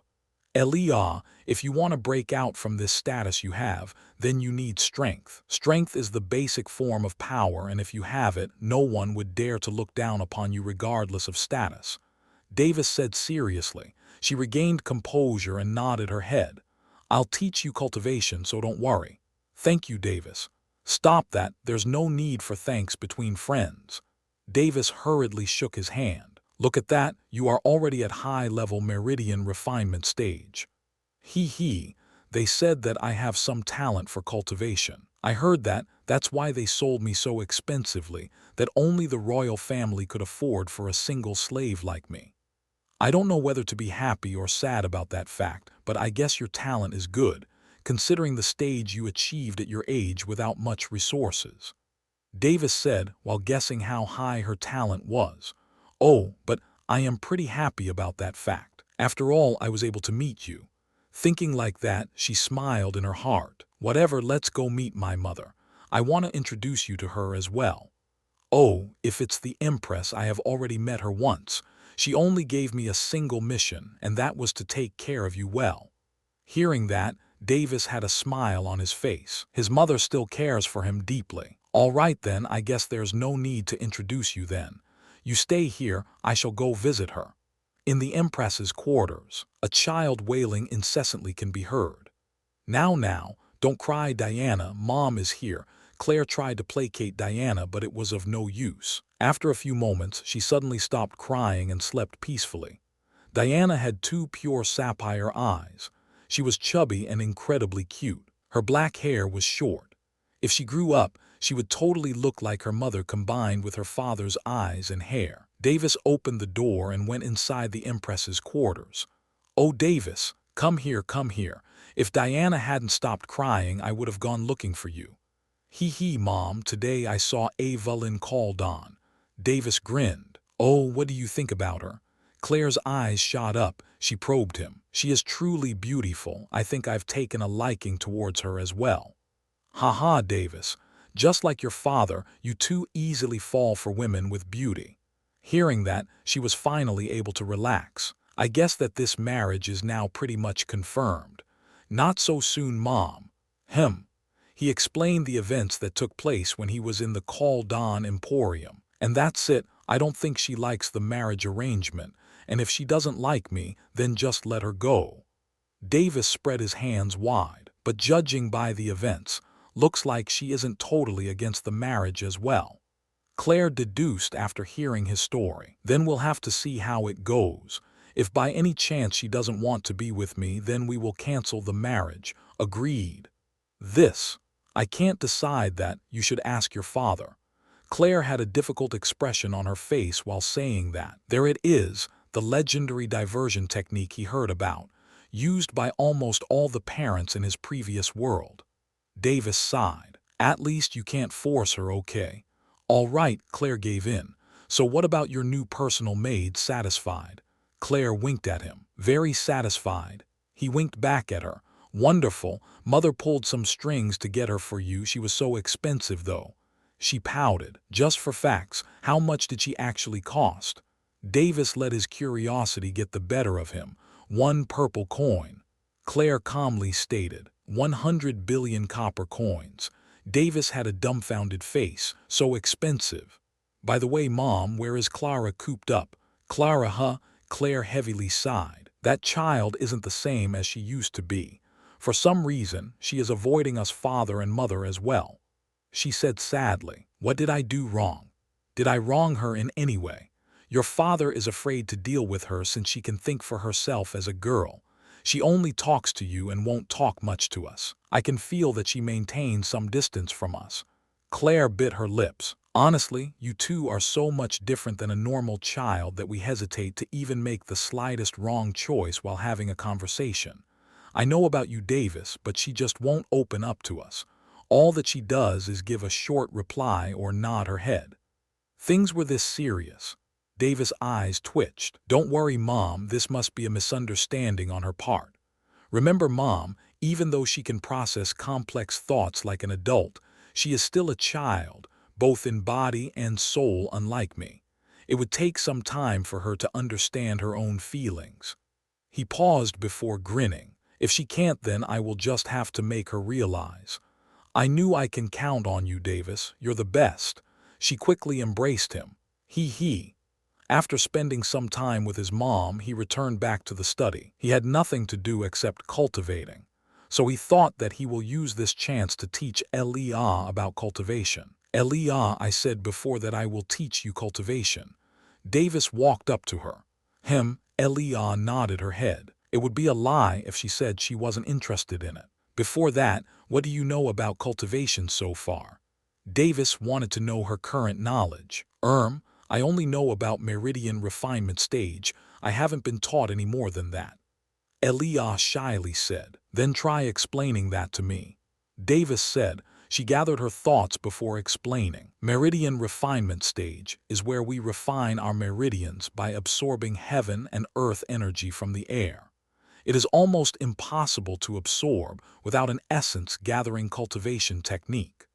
The heaven and earth energy in the air is also impure, making it difficult for us cultivate by that method. So we have no choice but to rely on refined pills to make it through this stage quickly.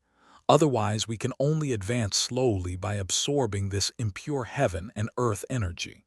Later, we refine all the meridians in our body till we are able to start storing energy in our meridians for the next stage. Right? You have a good grasp of the meridian refinement stage. He nodded his head in approval. She smiled innocently, happy at being complimented by him. Let me explain to you about the next stage, energy condensation stage. As the name implies, we start gathering energy and store it in our meridians. This causes our meridians to undergo a qualitative change depending on the element of the energy we absorb. The pureness of the stored energy depends on the essence gathering cultivation technique we cultivate. The more pure it is, the more powerful we will be. Our meridians become more powerful, capable of storing more energy when we break through the next level in that stage. Oh! She could understand his simple explanation. She thought it was way easier to understand his explanation than reading through books which really like it to make cultivation mysterious enough that she couldn't understand one bit of it. He explained its concepts to her for some time before moving on to the body cultivation system. Let's move on to the body cultivation system. It isn't anything difficult to understand and doesn't require much comprehension, but requires more resources than the other two cultivation systems. We just have to absorb the energy from those certain resources and circulate it into our body, meridians, bones, tendons, inner muscles, outer muscles, and organs, making our entire body stronger in the process. Body cultivation system in the early stages is organized by the aura we emit after cultivating it. After we keep cultivating and strengthen our entire body continuously, the aura we emit changes in color, indicating that we have broken through the next stage. In the copper stage, we emit a reddish-brown aura that envelops our body when we use the body cultivation system. In the bronze stage, we emit a pure brown aura, and so on and so forth for the next stages. Elia kept nodding her head. After that, he explained on how to circulate the energies from the absorbed resources into the body efficiently. He also explained about the dangers of cultivating in body cultivation system. One wrong move, and the worst is that you end up crippled or even dead. Elia gulped, but now she felt like she could now confidently cultivate with his help. Leaving at that, I guess I could explain soul cultivation to you later. You are not ready for that. Okay. She was taking in all that he said previously, so any more knowledge is useless since she will get confused. Oh man, how do I explain soul cultivation to her? It is the most mysterious and involves a lot of complex intricacies out of the three cultivation systems. Davis had a headache. He was no teacher material, and he couldn't teach her what he didn't understand perfectly. In the Kaldon family manor at the royal capital. What? The prince said that he will cancel the marriage between him and my daughter. Evan Kaldon, who was in his room, suddenly went wide-eyed at the news. No, it's not like that, family head. George came to report about the previous event. Then what? The prince only told that Evelyn has her choice to make and that he won't force her to become his concubine. If she doesn't want to marry him, then he said that he will cancel the marriage with the help of his father. George said, HMPH, the Lauret family won't go back on their word. We helped them cross the rebellion and also the war. The marriage will happen as planned. Even if they don't go back on their word, what if Evelyn refuses? Then they will stop the marriage from happening on having a good reason on their part. Did Evelyn say anything? Evan anxiously asked. She didn't say anything and also didn't back out from the marriage. Evan couldn't believe his ears. He knew his daughter best, but for the betterment of his family, he had no choice but to sacrifice her. It looked like she was hesitating for some reason. This is also a good news. George happily smiled. Did she fall for that little brat? No way. She was adamant about revoking this marriage arrangement when she was a child and even yesterday. What had happened? Even if you ask me. George had a wry smile on his face. 1 whole year passed. Davis was 9 years old now. He grew up to 4 feet 9 inches tall. His face began to shape like his father, who also looked like a lady killer. Combined with his mother's looks, he will certainly be popular among women in the future. Davis wholly spent most of his time cultivating. He finally reached mid-level iron stage, high-level infant soul stage, high-level energy condensation stage. During this year, he didn't get a chance to meet Evelyn, or rather one should say that he put that matter on the back of his head. He was still waiting for her reply, but none came even now. He also made Elia train in body tempering cultivation and essence gathering cultivation. He made her train in the same cultivation techniques he cultivated in. Her talent was great as well, but not to the point of being a genius. He managed to pull some strings with some random excuses to get the resources for her cultivation. Of course, if his father and mother found about it, even he doesn't know what will happen. Elia achieved peak-level copper body stage and peak-level meridian refinement stage during this time. Logan and Claire also worked hard and birthed a baby boy during this year. Davis was so happy that he finally got a little brother and more little sisters, and he will probably get diabetes. Logan mostly worked his butt off to see to the affairs of the Empire. He only had enough time to meet Claire, and he didn't worry about Davis while he had no idea on what to do about Clara. Clara was now 5 years old. She started cultivating normally as one would do when they reach this age, but she also made sure to make quick progress in cultivation. She reached low-level meridian refinement stage and was already on the verge of breaking through to the mid-level of meridian refinement stage. A day before, she was even more gutsy than Davis and had tried cultivating body tempering cultivation system, only to fail miserably. She couldn't bear the pain and fainted. The remaining energy in her body went berserk and considerably damaged her body. Fortunately, it was not fatal as Logan was beside her at that time. Logan, who had allowed her to cultivate body cultivation system, got severe beatings from Claire. Of course, it had been all in Claire's room, or he would have lost his face big time. He didn't say anything as he also felt guilty about Clara. Davis, who had heard this, stayed with her in her room from yesterday. She still didn't wake up. Davis looked at her face warmly. He held her hands. She also tightly held his hands. It was unknown whether she did it consciously or subconsciously. "Why are you trying so hard, Clara?" Davis muttered. He sighed again. He didn't know how many times he sighed like an old man from yesterday. He blamed himself for this accident. If only I had watched her properly. If only I had paid attention to her from that time. After all, I said that to Mom about taking care of her. Talk about pathetic. Thoughts like these were swirling around his head, making him severely depressed, just as he was wallowing in his depression. Clara's hand slightly moved. It woke Davis up from his depression, and he anxiously shouted, "Clara!" Clara, who was lying in her bed, opened her eyes slowly. Seeing that she was fine, Davis heaved a sigh of relief, much different to the previous depressive sighs. "Brother!" She weakly smiled at him. Seeing that weak smile, Davis lost himself in immense guilt. He felt like something was stabbing his heart. "Clara, I'm sorry. It's all Brother's fault. I shouldn't have left you alone at that time no matter what. I've caused you meaningless sufferings. I'm so sorry, even though you worked so hard. I've closed my eyes. Clara placed her finger on his lip as she weakly smiled. "It isn't Brother's fault." A single sentence. That single sentence was like a spear that pierced through the walls as he felt his guilt dissolve into boundless love. Tears fell out of his eyes as he stayed silent and bit his lips. "Why? Why do you try so hard?" Davis feebly asked. "Because I want to stay with Brother forever." Clara tightly embraced her brother as if she wouldn't let him go no matter what. This time, she didn't try to hide anything, as what she had gotten into has equally harmed her brother. Davis stood there stunned. He could feel her pure emotions of wanting to stay with him. Why me? Only you were there for me. Me? What about father and mother? Mother and father both lie to me from time to time as if they practiced it beforehand. Even other people in the royal castle lie and deceive. It makes me very scared.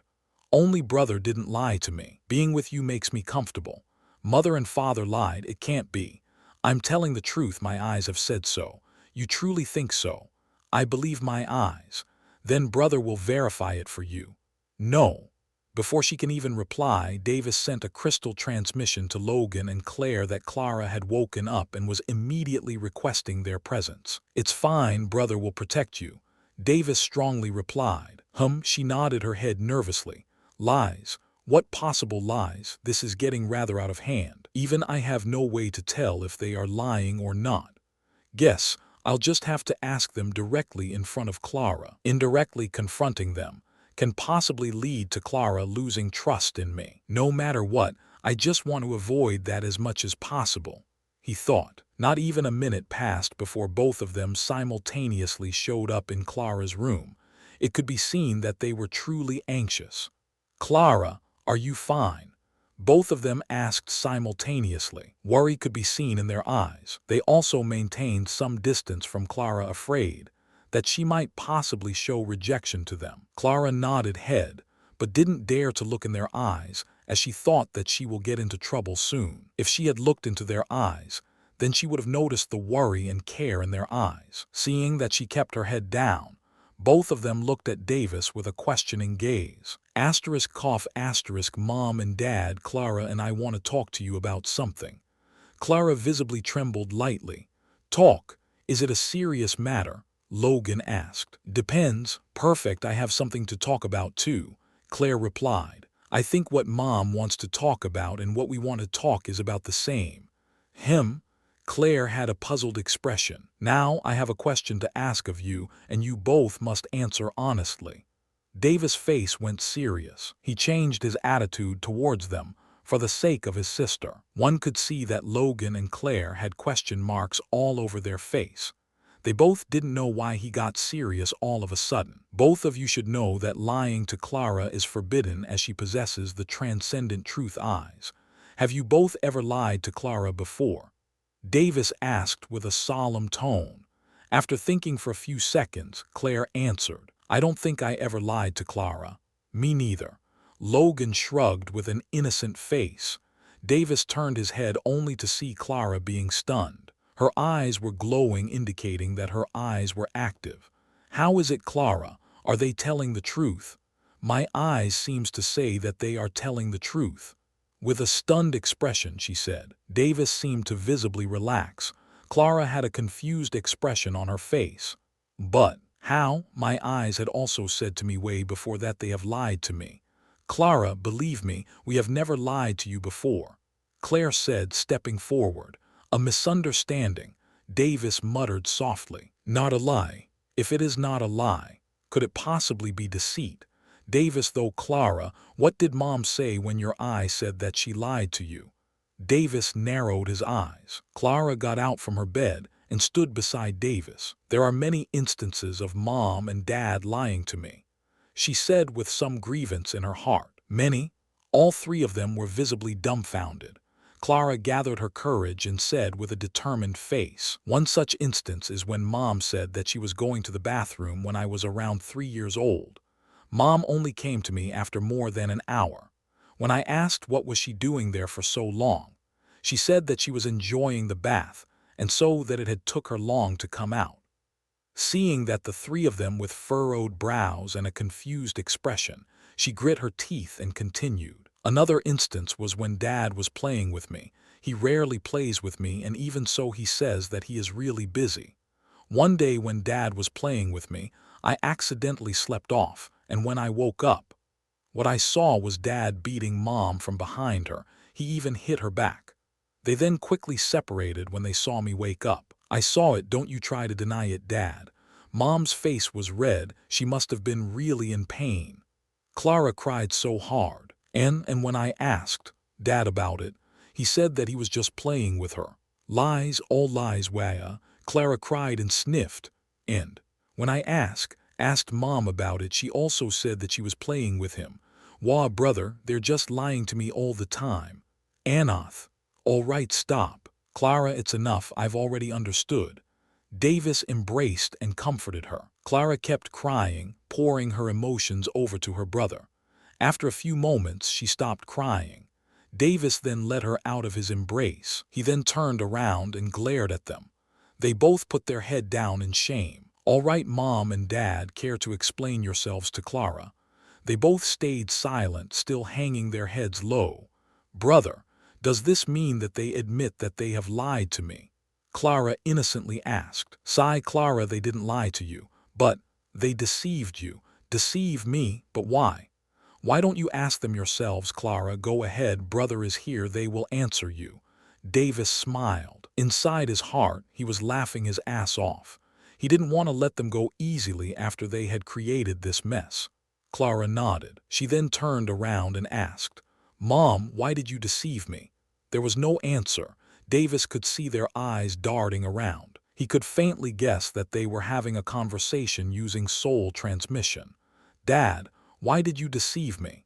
Clara wasn't giving up. Tears had again formed on her eyes.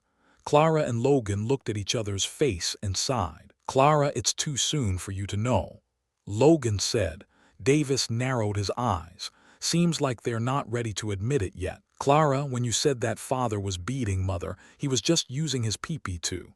All right, I'll tell you. Shut up, Davis," Logan shouted out of shame. "Then tell fast. I and Clara don't have all day. We're busy with cultivation." Davis smirked. Clara looked at Davis in admiration, astonished at the fact that he can even talk back to their dad at his age. Logan visibly raged while Claire just stayed silent. When she heard his peepee, she froze. "Fine." Logan calmed down. "Clara, I and Mom was just procreating at the time when we deceived you. In your age, you shouldn't know all these things." Clara could tell that they were saying the truth, but she couldn't understand why they would deceive her. Why? Isn't it just an act of sticking a male's reproductive organ into a female's one? What's so special about that you deceive me to hide it from me? You.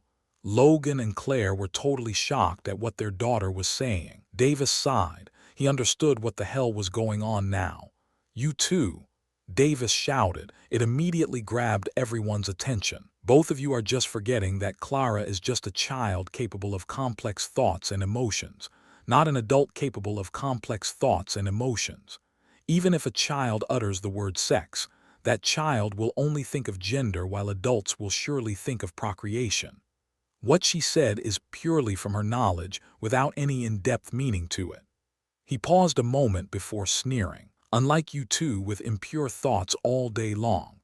Logan's veins popped up in his head while he clenched his fists while Claire put her head down in shame. But they understood why they were wrong. They subconsciously treated Clara as a second Davis. Davis was an adult, and Clara was a child in terms of mentality. They were wrong to treat them the same. "Clara, father and mother meant no harm. It was all for your sake." Davis tried to convince her. I believe in brother." "Glad to hear that. So it's all okay now, right?" he asked doubtfully. "Yes, I guess all the problems were with my eye. When will I be able to master it?" She muttered regretfully. "Don't worry, believe in yourself, and also don't let a person's lie affect your mentality. Always be warm to your family, got it?"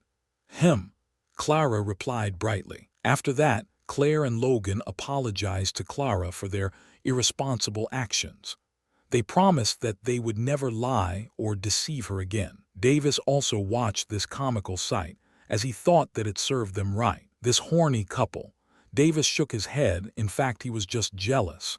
After this ended, he bid farewell to Clara. He then made his way to his study, and just when he was halfway there, he got blocked by two angry silhouettes. He suddenly got a bad feeling about this. Why are you two here for?" Logan cracked his fists. "Claire, I think there's one kid over here who doesn't understand his position. That brat, how brave of him to insult the Emperor and the Empress." Claire piped in. Davis took a step back. "What do you think we should do about this brat who thinks that he is so smart?" "I am thinking of." Just before Claire can answer, Davis tried to run before Logan captured him over his neck. "Claire, can I?" Logan grinned. "Permission granted." "Oh shit," Davis shouted. Davis knew that his life was over. Asterisk bang asterisk asterisk bang asterisk asterisk bang asterisk asterisk bang asterisk asterisk bang asterisk asterisk bang asterisk asterisk bang asterisk asterisk bang asterisk asterisk bang asterisk asterisk bang asterisk. After some time, Davis can be seen carried by Lea to his study with severe external injuries. Rumors spread about that one night in the royal castle, about how a lonely ghost screaming miserably can be heard at that time. A week passed slowly. Davis's injuries healed slowly. Today he healed completely. His parents didn't let him heal quickly and grounded him for a week.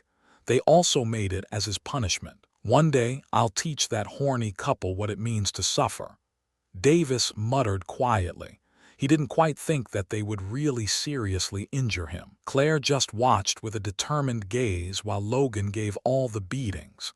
Of course, he didn't mean what he said either. "Davis, since you are fully healed now, why don't we stroll around the royal castle?" Elia said with a sweet voice. She pretty much knew how he got injured, but she only laughed when he heard his plight. "Seems like a good idea." Davis stretched and exercised his body. He stayed in the study, recuperating his injuries, and didn't go anywhere out as he was grounded. "Okay, let's go." Davis then dragged her out of the study. He then made his way to the library with her. He wanted to get her some battle techniques which might suit her. Just when they arrived in front of the library, he saw librarian Oxford. They both greeted each other, and just when he passed by, he was stopped by Oxford. "Prince, bringing a maid into the castle library is forbidden," Oxford said, "even if it is your personal maid." He added. Davis narrowed his eyes. He had a good impression of the librarian before. "You are just a maid, don't bite off more than you can chew." Oxford berated Elia. "Why, yes, I'll just wait here, Prince Davis." Elia answered, a little scared. "Just a maid." Davis closed his eyes. He was full of anger. He didn't think the librarian would be this type of person. He reasoned that he was just doing his job, but the last sentence he uttered to Elia went overboard. "Oxford!" Davis shouted. "Prince!" Oxford trembled when he heard that shout. He had a vague feeling that his soul was suppressed at that moment when Davis shouted. "I'll say the same, don't bite more than you can chew. Since when did you get the authority to lecture my personal maid? But, Pry, where is your answer? I dare not anymore. This shall be your last warning." "Elia, let's go." "But my prince, the rules say." Davis shot a look at Oxford which ultimately shut him up. They then walked inside and searched for some battle techniques suitable for Elia. "Prince, there was no need for that. I could have stayed outside and not caused you any trouble," Elia said sadly. She was happy that he helped her, but knew that he will ultimately get into trouble for this event. "He was just punished by the emperor. How can he be so protective of me?" she thought. "There's no need to worry about me, Elia. Worry about yourself." Davis smiled back at her. Elia smiled back and nodded. Davis thought that he moved a little too soon. He was too protective of her. If word gets out, then trouble will soon follow her naturally. "Whatever at that time, I'll just protect her again," he thought. "Elia, since you just cultivate the same cultivation techniques as me, I'll find a suitable version for you as well." Davis then went, brought out some books from the shelves, and returned after a few minutes. "First of all, these are the copies of all the battle techniques I train in. In fact, I have already finished training in all these." He pointed at each one of these books and explained slowly. "This is the devastating lightning palm, a low-level sky-grade battle technique. It can cause a devastating effect. If you manage to hit the opponent's body with your palm with this technique, they will be in a sorry state as their internal organs will be fried." She nodded her head. "And this one over here is the *cough* silent erupting finger, also a low-level sky-grade battle technique. This technique is a little difficult to train in. Other than that, it is a powerful technique which concentrates all your body cultivation strength in your finger to erupt with an incredible piercing power. This technique is useful for killing someone silently." Hearing that, Elia's face went pale. She imagined her finger piercing into a person's chest. She refrained from vomiting right there and somehow calmed herself down. Davis could see that something was wrong with her, but he continued anyways. He needed his friend, Elia, to become a strong person. "This is the final one, known as thundercloud movement. This is the fastest movement technique, which our empire has currently. It's a mid-level sky-grade technique. It creates a little sound that echoes like a thunder when used. The first step you take is an explosive step which you can even use to attack other people." "So powerful," Elia gasped. "When used in accordance with the first layer of Extinction Lightning Judgment, it shows an ability that's on par with a peak-level sky-grade technique, or so I heard," Davis said indifferently. Davis learned a few battle techniques before that uses his soul cultivation. They were known as Dark Concealing Shroud Art, Soul Suppression Art, Sacred Mark Art, and Unholy Brand Art. Dark Concealing Shroud Art is a low-level sky-grade battle technique. It is used to conceal a person's presence, energy, and soul aura using soul energy. Its power exhaustion is minimum, especially in the night. Davis would have been only able to use this battle technique if he had cultivated in a dark attributed soul cultivation method, and fortunately, he had his death note which emits dark and evil energy. Soul Suppression Art is a peak-level earth-grade technique. It suppresses the target's soul. If the target is weaker than the user, then the target will not be able to move at all. If the target is stronger than the user, then it will provide a suppression effect depending on the target's cultivation level. When Davis found these two battle techniques, the sacred mark art and the unholy brand art, he was shocked. This was a technique that can be used to brand a person's soul, making that person into a soul slave. Even though the name sacred mark art sounds righteous, it was no different than unholy brand art. These two battle techniques needs a person to cultivate either light attributed or dark attributed soul cultivation technique, respectively. Davis decided to train in both since he has both the light and dark attributes. There are many other battle techniques as well, but once you learn all these by yourself, even if you learn other techniques, it may not be much useful. So what you are doing when you are in my study is, secretly practice it. Now memorize these techniques. I'll stay here looking around. Is it truly okay? If I get caught, you will be the one facing trouble, while I might possibly die. It's really fine. Even if someone got a complaint, it will have to go through my father. My father is the only problem though. Well, I'll handle it at that time. Davis casually replied. Is he thinking that he is above everyone else in the empire? Though she was really happy and thankful towards Davis, she couldn't help but think that if he is an idiot, Davis would vomit blood if he knew what she was thinking right now. They stayed at the library for a few hours. Davis saw many miscellaneous battle techniques. He took liking to some of them and memorized for training in them later. For example, the family disabling palm, which is aimed at one's kidney. It immediately ruins a person's ability to use his ding-dong and renders it useless. Another one is meridian crippling palm, which cripples the essence gathering cultivation of the target if one is able to successfully sever the meridians. Davis got really interested as he thought of using the family disabling palm on his father, but after a moment of contemplation, he thought that it was too cruel to his mother, so he let go his evil idea. But still, he decided to learn this techniques as it might be quite useful in this world. As he just finished memorizing those battle techniques, he went to look for Elia. Just as he saw Elia, he was surprised. Davis told you learn here, you say? A little kid about 5 years old with a cold gaze questioned. Yes, Prince Davis told me to learn battle techniques which he recommended personally. Elia looked left and right, waiting for the arrival of Davis. Once she caught sight of him, she shouted, Prince Davis, brother. They then both looked at each other. Ha ha, Clara, I was just about to visit you. HMPH, you didn't visit me for a week. How could I? Didn't mother take you to tour around the royal capital for a week? Yes. Clara's face brightened up. After that event, the relationship between Clara and her parents got normal again.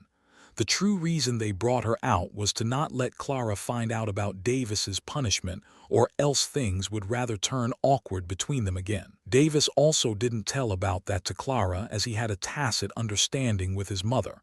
He didn't want to create problems either. Good. Come, let me introduce you to my personal maid, Elia. Davis patted her head.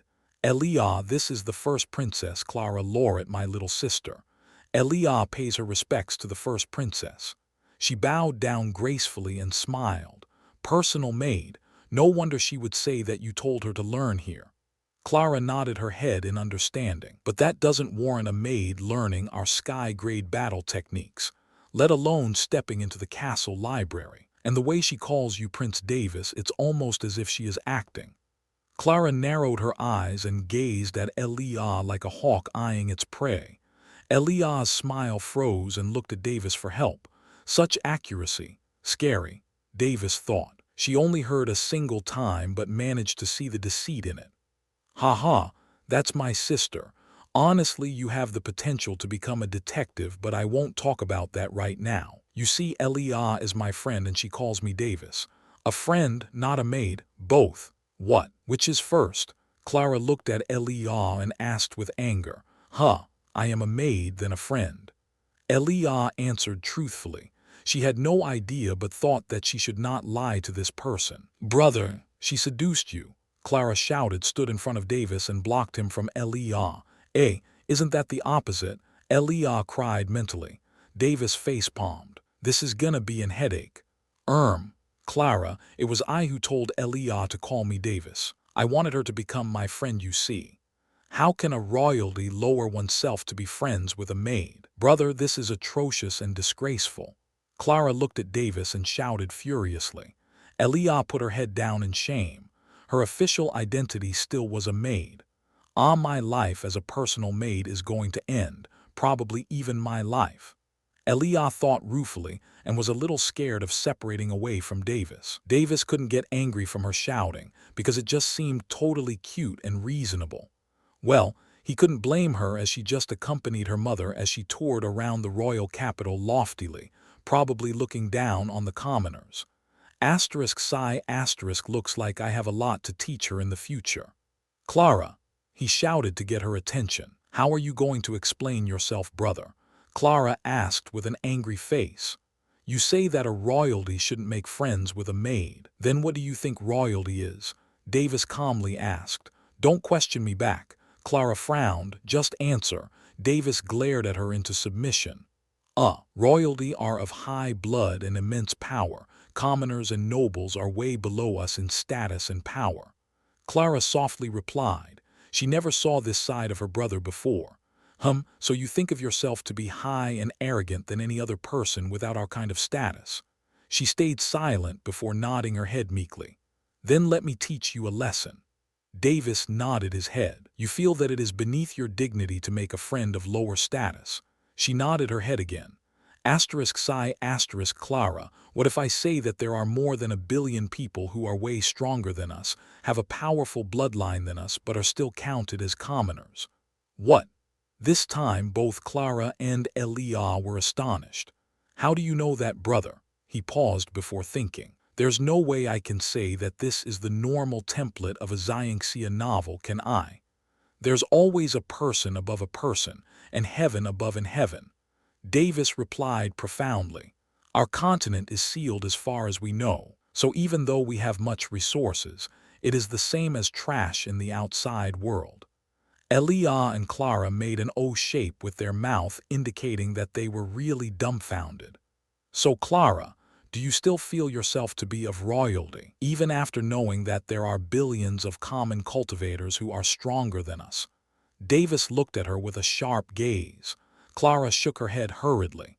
So what do you think is the criteria of choosing a friend?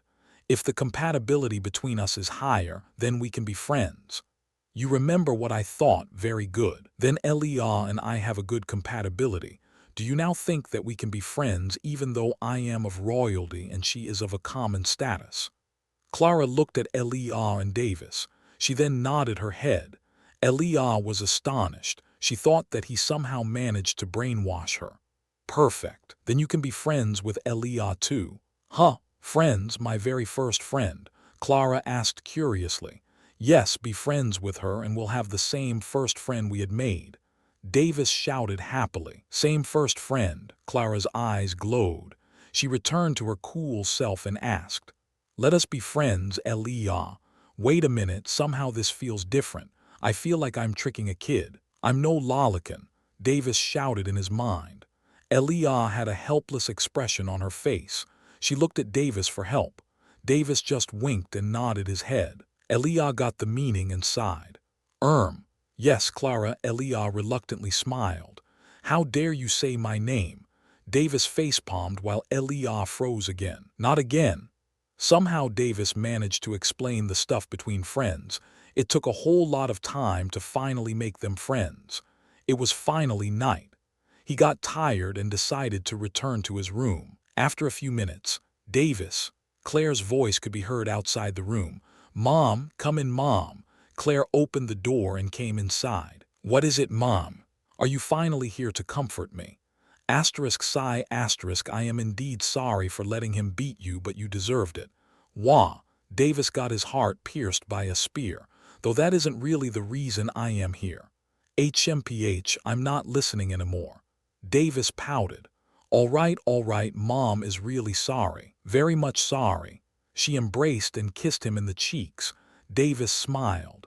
Now, I'll listen. Your father is going out of the royal capital for some work in a few days. I heard it was for the crowning of a new king in the Alfred kingdom. Normally, an emperor doesn't have to go out for a mere kingdom, but since it was under our jurisdiction and we let them down during the war, he has to show them at least some sincerity. I see. How many days will father be out? It might range from a month to 3 months for all I know. Claire shrugged. This might be the perfect chance for me to sneak out of the royal castle. Davis thought excitedly, but he had a calm face outside. He nodded his head. Anything else? Davis added. She thought a moment before replying. Thanks to you, everything is now fine between us and Clara. Honestly, I didn't expect the problem was that. She paused and realized what she was about to say.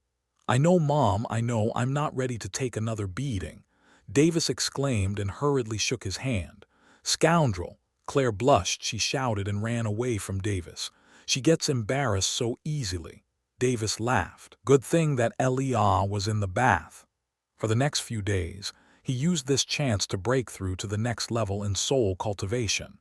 He luckily achieved peak-level infant soul stage. Davis looked for a disguise art in the library. He successfully found one.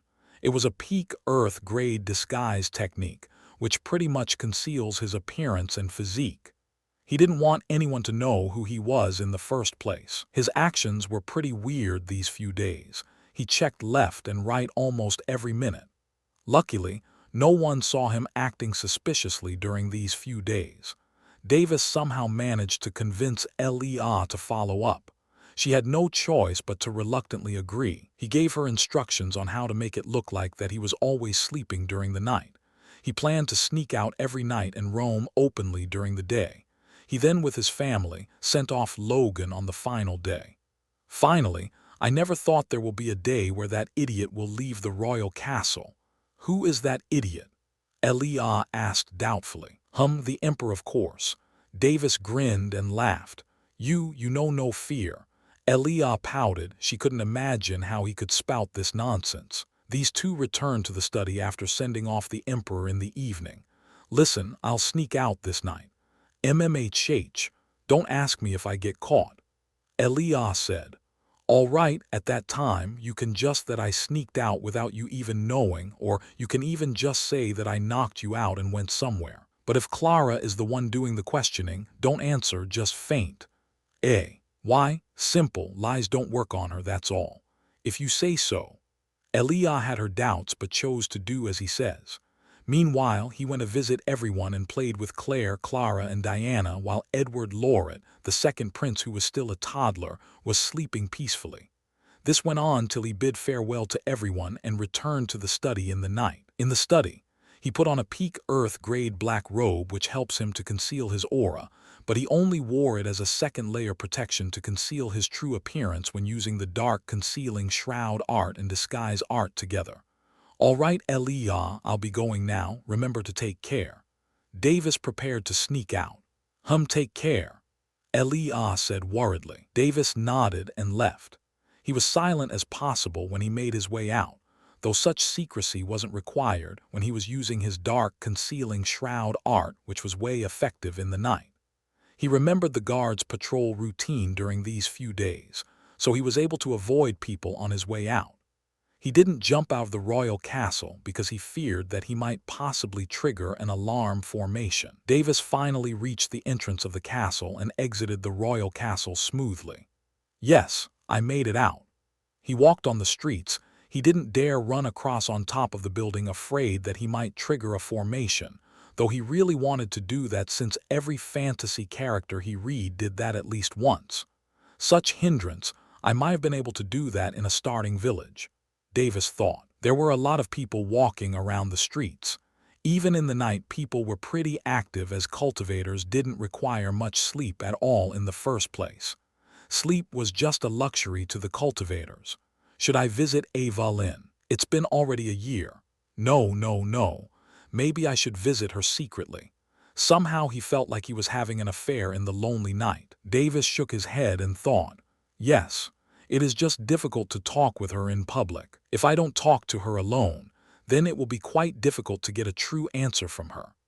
Reasoning it like that, He left the streets and made his way towards the Cultivation family manor, as he knew that he would not find her in the Cultivation pill store at this time. Even if he made his way to the Cultivation pill store, he would get caught, as he would trigger a formation, or possibly get caught by an expert when he enters the Cultivation Emporium sneakily. He arrived at the Cultivation family manor and maintained a certain distance from it.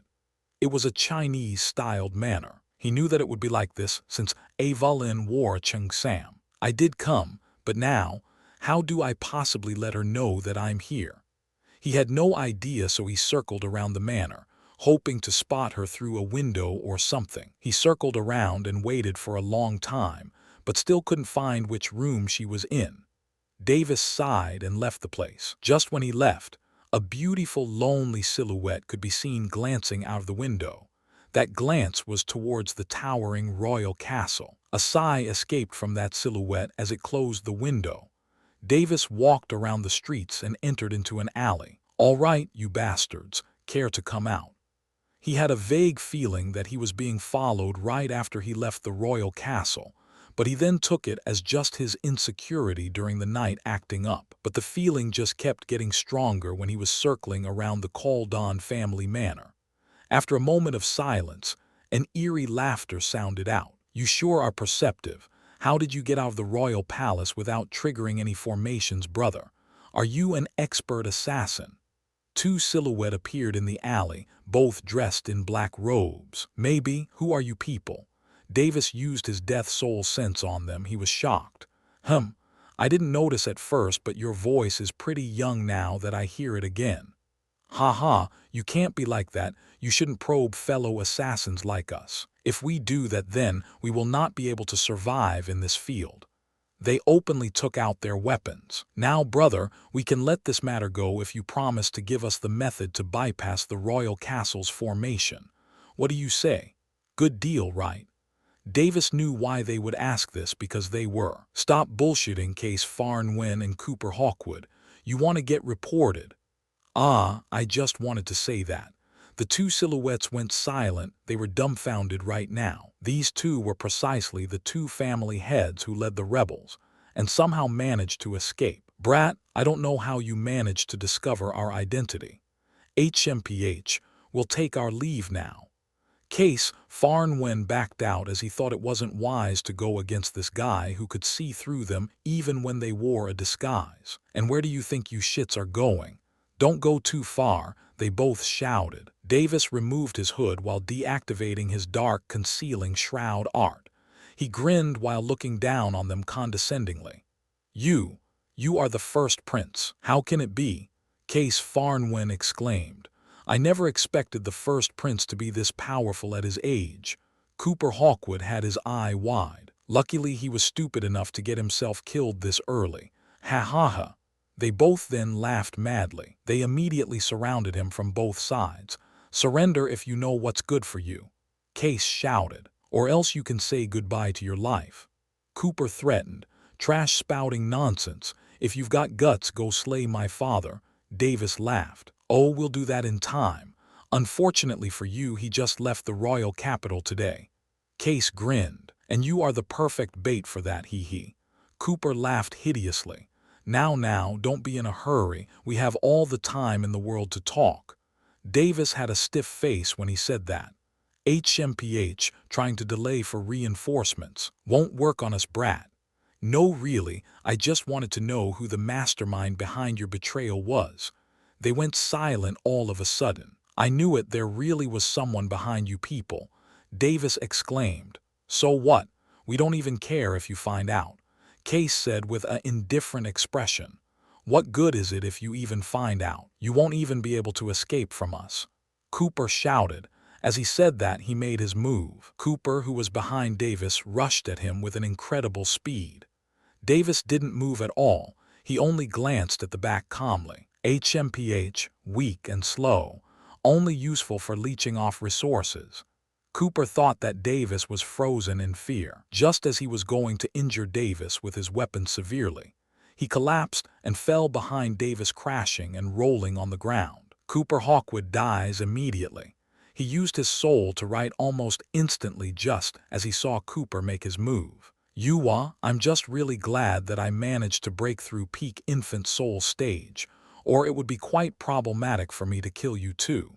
Davis sighed. Who are you? You are not the first prince. Case dropped his weapon in fear. Hearing that, Davis sneered. Idiot, now then will you spit out the truth? Or, Case turned back and immediately tried to escape without answering. TCH, coward. Davis still wanted to try out his newly trained powers on him, even though he can't win with it. Case Farnwen immediately turns into my mindless slave, and dies when he hears my voice give the command die. Case. Just as Case tried to fly away, he stopped midair. His eyes turned soulless. He turned back and dropped to the ground on all fours. Case Farnwen greets his master. Looks like no one can escape the Death's Note grasp as long as it's within my limits, Davis thought, although he had no idea on how long the Death Note will keep him alive. If it reached the limit, then it will immediately kill him anyway, so he wasn't worried. Who was the mastermind behind the rebellion? It was Emperor Tritor. Ah, so it was that vermin. Now the war actually makes sense. Why did he target our empire, though?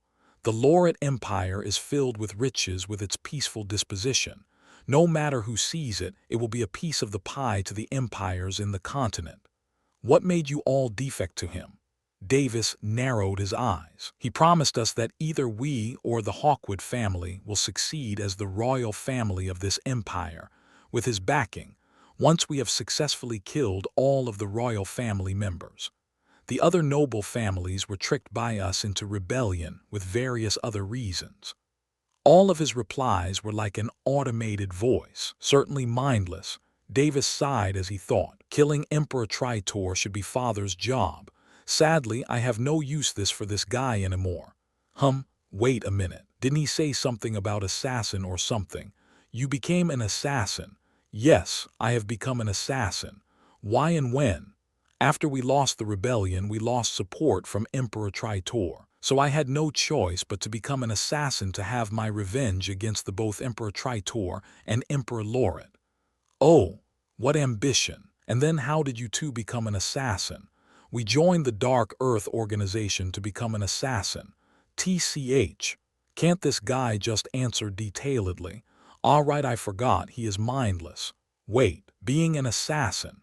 Isn't this a perfect opportunity for me to collect souls to refine? Davis's eyes glowed. What is the Dark Earth Organization, and how does one join it? The Dark Organization is the strongest assassin organization in this continent. Its headquarters is rumored to be situated in the Tritor Empire. It has branches all over the continent. One can approach a branch to register for being an assassin. One has to complete a mission from the branch to be a member. Oh, has branches all over the continent. Is there one here? He calmly continued questioning. There is a branch here. Where is it? Behind Violet Joy House, there is an entrance underground. That is where the branch of the Dark Earth Organization is situated in. Joy House? Isn't that a brothel? Davis' eyes wide shot open. But makes sense, hiding behind a skirt is a means of camouflage as well. Does my father know about this? He knows. Right? Davis was dumbfounded, but it made sense. Guess offending an assassin organization is a dumb thing to do. The question is, should I kill this person right now? He contemplated for a moment before deciding against to kill him. He didn't want to alert Logan into coming home, nor did he want to have their corpses in his space ring lest someone finds out by any chance. Store his corpse in your space ring and stay in a normal hotel for a month near the Violet Joy House. Yes. Case proceeded to store the corpse. And oh, where is the Violet Joy House again? Davis had a peculiar expression when he asked that. Case explained that and left. Davis made his way to the red light district. This time he disguised himself as a short old man while activating his dark concealing shroud art. Words couldn't describe how he felt while after finally arriving at the red light district. Davis gulped. He could see many women with transparent and loose clothing, various types of women with different types of revealing clothes. They were all beautiful to a certain extent, without any blemishes or pimples in their face.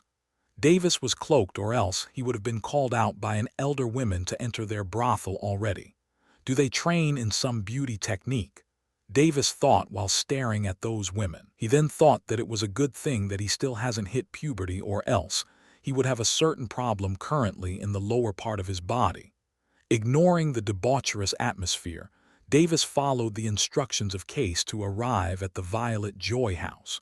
When he arrived at that place, he felt immensely awkward at being out of place. He pushed aside those emotions and circled around the Violet Joy House. While he circled around the Violet Joy House, he could not hear any sounds that should have been normally heard in these kind of places. Soundproofing formation, huh? How convenient. While thinking about what other feature this place has, he arrived behind Violet Joy House.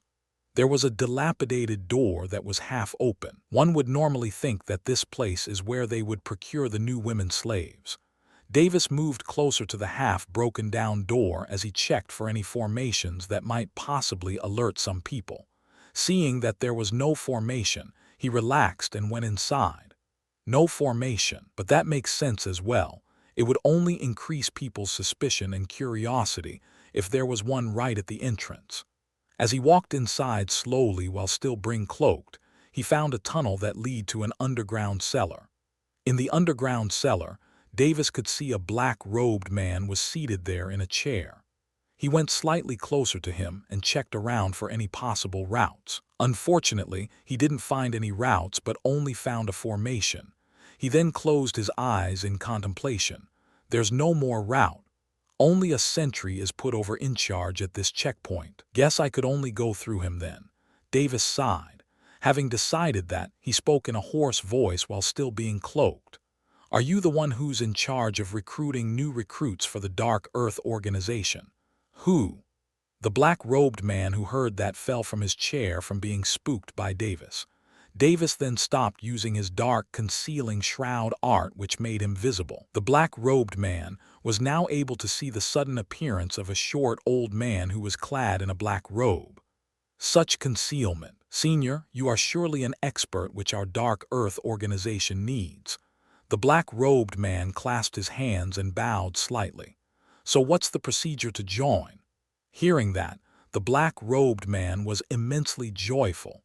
He hurriedly explained the procedure for one to join the Dark Earth organization. For one to join the Dark Earth organization, that person must be able to complete an assassination mission handed over by a certain person. And for this place, that certain person is me. Saying that, he took out 3 scrolls and gave it to Davis. Normally, I would give out only 1 scroll for a new recruit to complete a mission. But since Senior is so powerful, I gave out 3 scrolls. Senior can choose anyone from it and hand over the remaining 2 scrolls. Actually, this process in itself is unnecessary for you, as you will definitely be able to rank at least as a peak Earth-grade assassin. But rules are rules. Without those rules, the higher-ups definitely will not be able to run this organization for much longer. The black-robed man explained, as he was afraid that the senior would misunderstand on giving such a low-level mission out. Wait, I never said that I wanted to join this Dark Earth organization. The black-robed man's eyes went wide in confusion. What are the restrictions your organization imposes on its members? Hearing that, the black-robed man now understood and chuckled. Ha ha, there's no need to worry about that, Senior. Our organization doesn't impose any restriction on its Earth-grade members, and above, only mortal-grade members are confined in our branches until they are able to achieve Earth-grade rank. With Senior strength, the organization wouldn't restrict your movements and whereabouts at all. In fact, our members only register themselves with nicknames, so their real identity is even hidden from the Dark Earth organization as well, unless they are stupid enough to reveal it. Nice. With this, I will be able to increase my power quickly while assassinating people, Davis thought. All right. Saying that, Davis turned to look at the 3 scrolls. He opened the first one, Mission, Assassinate Mark Type, Assassination Grade, Low-Level Mortal Grade Mission Requirement, Description, a person who runs an orphanage near the Kyle restaurant in the royal capital. His cultivation is at peak-level energy condensing stage. Asterisk the person's image was attached asterisk reward. Low-level mortal grade dark organization's badge mission issuer. Anonymous, reading that, Davis furrowed his brows. A person who runs an orphanage. An innocent. He immediately closed it and saw the next one. His brows furrowed even further. It still concerned killing an innocent. Leave it, let's see the next one. He opened the last scroll and read it. Mission: assassinate Grimes type. Assassination grade. Low-level grade mission requirement. Description: a greedy pig who rapes innocent young girls purely for fun. I was one of the victims. He lives near the slums of the royal capital and is a local thug leader. His cultivation is around peak-level energy condensing stage. Asterisk the person's image was attached asterisk reward. Low-level mortal grade dark organization's badge mission issuer. Anonymous Davis harumphed in disgustion. He handed over the last scroll to the black-robed man. I choose this. He then gave back the other 2 scrolls. I see Guest Senior doesn't like killing the innocent, that's fine as well. The black-robed nodded while looking at the mission contents. Davis narrowed his eyes. You're determining my personality. It's not like that. But yes, for future references when I could possibly recommend some missions to you. The black-robed man shook his hands. Don't bullshit with me. Spit out the truth. Davis used his soul to pressure the black-robed man. He was in the peak-level infant soul stage, with his soul being 5 times as powerful. It would even work against a high-level young soul stage expert, much less this black-robed man. Sorry, Senior. It's a part of the recruitment. We have to see at least what kind of an assassin you are. The black-robed man blurted out in fear. Then what kind am I? Davis hideously grinned. I think Senior is someone who upholds the moral values. The black-robed man gulped. HMPH. Davis then retracted his soul from pressuring the black-robed man and turned back to leave. Next time I should be careful of people probing me. He frowned while thinking. Senior, don't worry. When you return, I will keep some peak Earth grade missions which are in accordance with your preferences so that you can climb up higher in rank. The black-robed man shouted. Davis ignored him and walked away while activating the dark concealing shroud art again. On the way outside, he saw 2 black-robed silhouettes come closer. He gazed at them as he walked past them. The 2 black-robed people minded their own business as they walked past Davis. It looked like they couldn't feel Davis's presence. Assassins. They look considerably strong too. What are they here for? Davis contemplated for a moment before deciding to check it out later. He went outside to complete the mission and come back as soon as possible before the night ends. He quickly went outside the red light district and asked a random person on the street for directions. That random person was seemingly disgusted that an old man had asked him about the slums. He quickly told the way to get rid of the old man as soon as possible. After arriving at the slums, he tipped a random battered kid for information. That kid, who received a silver coin, happily told Davis the whereabouts of Grimes. The slums existed even in the illustrious royal capital, mostly used as a base for underground operations that couldn't see the light of the day. The buildings were run down and dilapidated, like no one cared for them in years. Mostly thieves and criminals existed there. Common people who had lost hope also lived their lives in utter waste as they existed there. After knowing where Grimes was, he headed in a certain direction by jumping on the dilapidated buildings. Finally, I got to enjoy the thrill of running above the rooftops. Davis was feeling happy. He suddenly stopped in a certain building. From there, he could see a naked bald man sleeping with a naked young girl in his shoulders through a window. The young girl kept sobbing as she had been violated by the bald man a few hours ago. TCH, guess I should have come a little sooner. Davis clicked his tongue in anger. Shut your yappin', ya bitch. Grimes suddenly woke up and kicked her. Ah!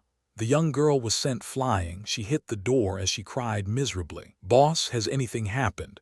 A sound came from behind the door. Nothing. What the hell are you doing here? Didn't I tell you to scram away when I am enjoying a woman? Grimes shouted angrily. Why? Yes, boss. Grimes didn't want anyone to interfere with his hobby of raping women, so he pretty much made them stand guard in the entrance of the building.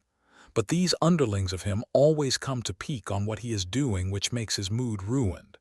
He, don't try to act innocent, bitch. The young girl glared at Grimes with hate as he came closer to her. Let's start round two, shall we? Grimes was getting turned on by her glaring eyes. I hope you die a gruesome death. The young girl spat out coldly. This is what I just exactly wanted. That hate? Grimes shouted and tried to jump on her. */ Grimes went wide-eyed as he glared at the young girl, who was astonished.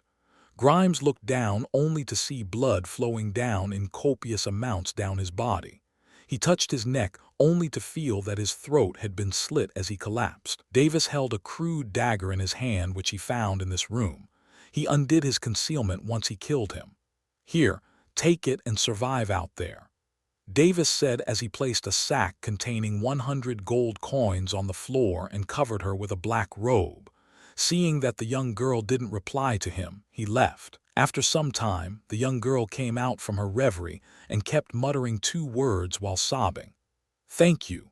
Davis was on his way back to the Dark Earth Organization branch. He felt quite disgusted by Grimes, so he even killed his underlings who were equally degenerated as him. Actually, he just wanted that young girl to be able to live without being chased by this gang. So he downright killed everyone who were in the building. As he reached that underground cellar, he saw that black-robed man again. I've completed the mission. A calm voice echoed out in the underground cellar. *bam*. The black-robed man was again spooked as he fell from his chair. Oh, Senior, could you please stop scaring the hell out of me? He pleaded. I'll try. Davis appeared silently. The black-robed man shook his head in frustration. Here, Senior. He handed a triangular dark red badge which had a dagger symbol on it. Davis took it and asked, Aren't you going to confirm my kill? He had the dagger and Grimes's blood on it, which might serve as a proof. Oh, that, I am sure that Senior wouldn't cheat with this inferior mission, and besides we have our sources and informants. I see. Welcome to our Dark Earth Organization's branch. This way, please. The black-robed man activated a formation, and a certain wall of the underground cellar disappeared magically. An illusion formation. Davis commented on the wall which disappeared as he looked at the narrow passageway. Yes, not only that, but the passageway is filled with formations as well. The black-robed man replied proudly. */ by the way, my nickname is Yellow Bird 9. Senior can call me Yellow. Senior should soon decide a nickname to register as well. Davis nodded his head while thinking about a nickname. How about Pussy Destroyer 69? He thought as he smiled and shook his head. As they made their way through the narrow passage, they finally arrived in front of a door which can even defend up to attacks of third-stage experts. Naturally, it won't hold for a long time in front of those experts. Yellow opened the door with a key that was triangular in shape. They then went inside.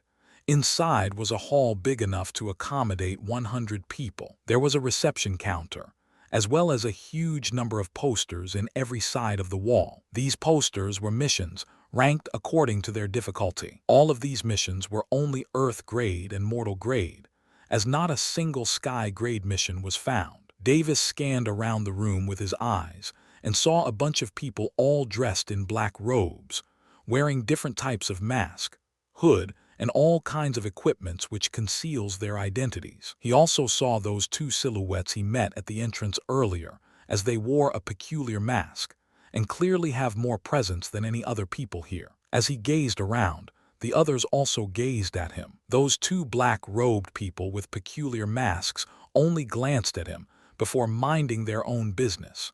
Davis and Yellow came in front of the reception. Yellow greeted the receptionist and told him about the new recruit.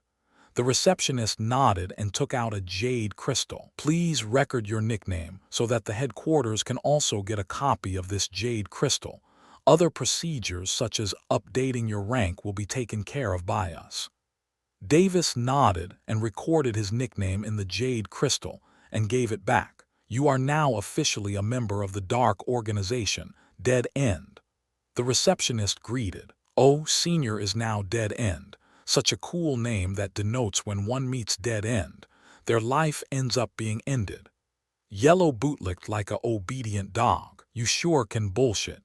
Davis rolled his eyes as he thought about the future, but that will be true soon enough. I'll come to the point. I want to take a sky-grade mission, Davis' hoarse voice echoed out. The surroundings went silent all of a sudden. After a second, there was full of murmurs and noise in the hall as they minded their own business, as if nothing happened. This, Dead End, you can only take those missions if you are a peak Earth-grade assassin. Yellow muttered while giving an apologizing look. Then give me a peak Earth-grade mission, Davis said calmly. This, fine, we will make an exception in respect to your strength, Dead End. Yellow took a chance at gaining a promotion while making it seem like he suffered a huge loss. Every member who is not an assassin has a slot here. If the person one recommended successfully completed the mission, then one might possibly be rewarded or promoted. But if the person one recommended failed, then that one will lose credibility and receive a punishment. Then please choose a mission that is on that wall. The receptionist pointed at a direction. Davis then approached that wall, which was gold-plated. Various posters could be seen. He used his soul sense to scan all of them and excluded anything related to killing innocents. After a moment of contemplation, he chose all the peak Earth-grade missions that involves people who deserve to die. There was a total of 5 missions he chose. From that, he picked one and handed it over to the receptionist. Mission: Assassinate Harman Type. Assassination grade, peak-level Earth-grade mission requirement, high-level Earth-grade assassin and above. Description: a person who massacred a whole village near Alfred Kingdom 40 years ago. I don't know why he did it, but it looked like fun for him. I worked my whole life for issuing this mission, for someone to find and kill this person. Whereabouts unknown, last seen in Alfred Kingdom. His cultivation is at peak-level revolving core stage, peak-level iron stage, mid-level infant soul stage. Asterisk: the person's image was attached. Asterisk: reward. Peak-level Earth-grade dark organization's badge, 1,000 platinum coins. Mission issuer: anonymous. Receiving the mission poster, the receptionist went wide-eyed while Yellow hurriedly explained. This mission, it's not possible to complete it in a few years. We have no clue on where the target is even with our intelligence network. Besides, the target trains in all 3 cultivation system, which makes it all the more harder to kill him. Disregarding the current whereabouts of the target, this target is even hard for our sky-grade assassins to kill, as he knows so many escape arts. Asterisk psi asterisk for that reason, this mission is still not yet completed even though it was posted more than 10 years ago. Davis didn't reply while the receptionist kept looking at Davis. Then I'll assign you to this mission. There are already 3 sky-grade assassins, 7 peak-level Earth-grade assassins, and 2 high-level Earth-grade assassins working on this mission currently. Oh, can I take multiple missions? You can take multiple mortal-grade missions but not Earth-grade missions. For that you need to be a Earth-grade assassin. The receptionist explained calmly. I knew it. Davis frowned and walked away with Yellow. So who are those 2 assassins? Davis pointed discreetly at those 2 whom he met at the entrance today. Ah, they are sky-grade assassins, probably assigned to a sky-grade mission. Yellow glanced at them and answered. Sky-grade assassins deployed here. Guess it must probably have to do with assassinating a powerful person, Davis guessed. Seeing Davis deep in thought, Yellow consoled. Don't worry, Dead End, you'll be able to do sky-grade missions once you complete your current mission. Hee, Davis chuckled and nodded his head. He then left. Well, aren't you in deep trouble now, Yellow? He will not be able to complete this mission so soon, leaving you hanging in anxiety all year long, ha ha ha. The receptionist, who was calm, suddenly changed his tone and spoke in a teasing tone. Asterisk psi asterisk, there's no way I can take it back. Leave me alone, all right. I'll just have to hope that he'll complete the mission at least before 10 years. Yellow said sadly. Yeah, keep dreaming, Yellow. The receptionist laughed. Davis wasn't worried about finding Harman, because Harman would come to Davis with a single move. All Davis had to do was write his name in the death note, and he'll be dead in no time. Davis only needed to know the name and face of a person to kill him using the death note, albeit it has some limitations. While returning to the royal castle, he thought of a plan and executed it immediately. Harman, a sudden thought compels him to show up stealthily near the south gate of the royal capital in the Lauret Empire within 10 days. He stays in that place searching for clues on what compelled him to show up at this place. If he hears the words "you will be paralyzed," then he will be paralyzed. He waits there till a certain person shows up to end his life. It was almost dawn. He returned to the royal castle and safely entered to his study without any hassle. I've returned. Has anything happened? Davis suddenly appeared in the study, startling Elia. She leaped in shock and hit her head on the ceiling. Looks like I have to stop scaring people. Davis shook his head ruefully. Wah, Davis, you dummy. Elia pouted and made a crying face. I'm sorry, I won't do it next time. So, did anything happen? Davis chuckled. He was not at all feeling sorry but enjoyed bullying her. Other than you scaring the life out of me, nothing important happened. Elia glared. I see, keep up the good work. Davis patted her head. Elia evaded his gaze while still pouting. Right, practice those battle techniques now and also whenever you have the time. The following 3 days, Davis stayed at the royal castle to avoid suspicion during the day and went to the south gate to spot Harman at night. Unfortunately, Harman still didn't come. Davis guessed that he was probably on his way, so he wasn't impatient. Today was the 4th day. He planned to visit Avalon few days ago, so he sent word to the Kaldon family 2 days ago. This time, he was accompanied by Elia and the same elite royal guards who accompanied him last time. Davis arrived at the Kaldon family manor which he tried to infiltrate 4 days ago. His goal was to make contact with Avalon and somehow tell her to meet him at night. He knew that he and Avalon will not be able to talk to Heart's content when surrounded by people, so he wanted her to meet him alone. He got off the carriage only to be greeted by a whole crowd of people who shouted, "We warmly welcome and pay our respects to the prince." The whole crowd bowed. Davis was flabbergasted. He was again reminded that he was a person of high status. "Raise your heads," Davis said with a calm face. He felt a little awkward but didn't let it show on his face. Such bearings, truly a son of heaven, so cute. Various murmurs echoed around, but it only made Davis want to hide in a hole. "I only just acted," he thought ruefully. "Welcome, Prince Davis. My name is Henry Kaldon, an elder of the family. Let me show you around the Kaldon family manor." "All right." Hands behind his back, holding his head straight, Davis replied.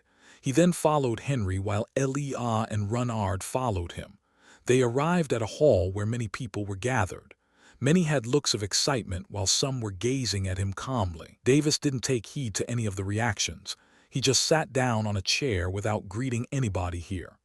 Elia and Runard stood behind him. Some people narrowed their eyes, yet they couldn't possibly question the prince, can they? "Let me get to the point.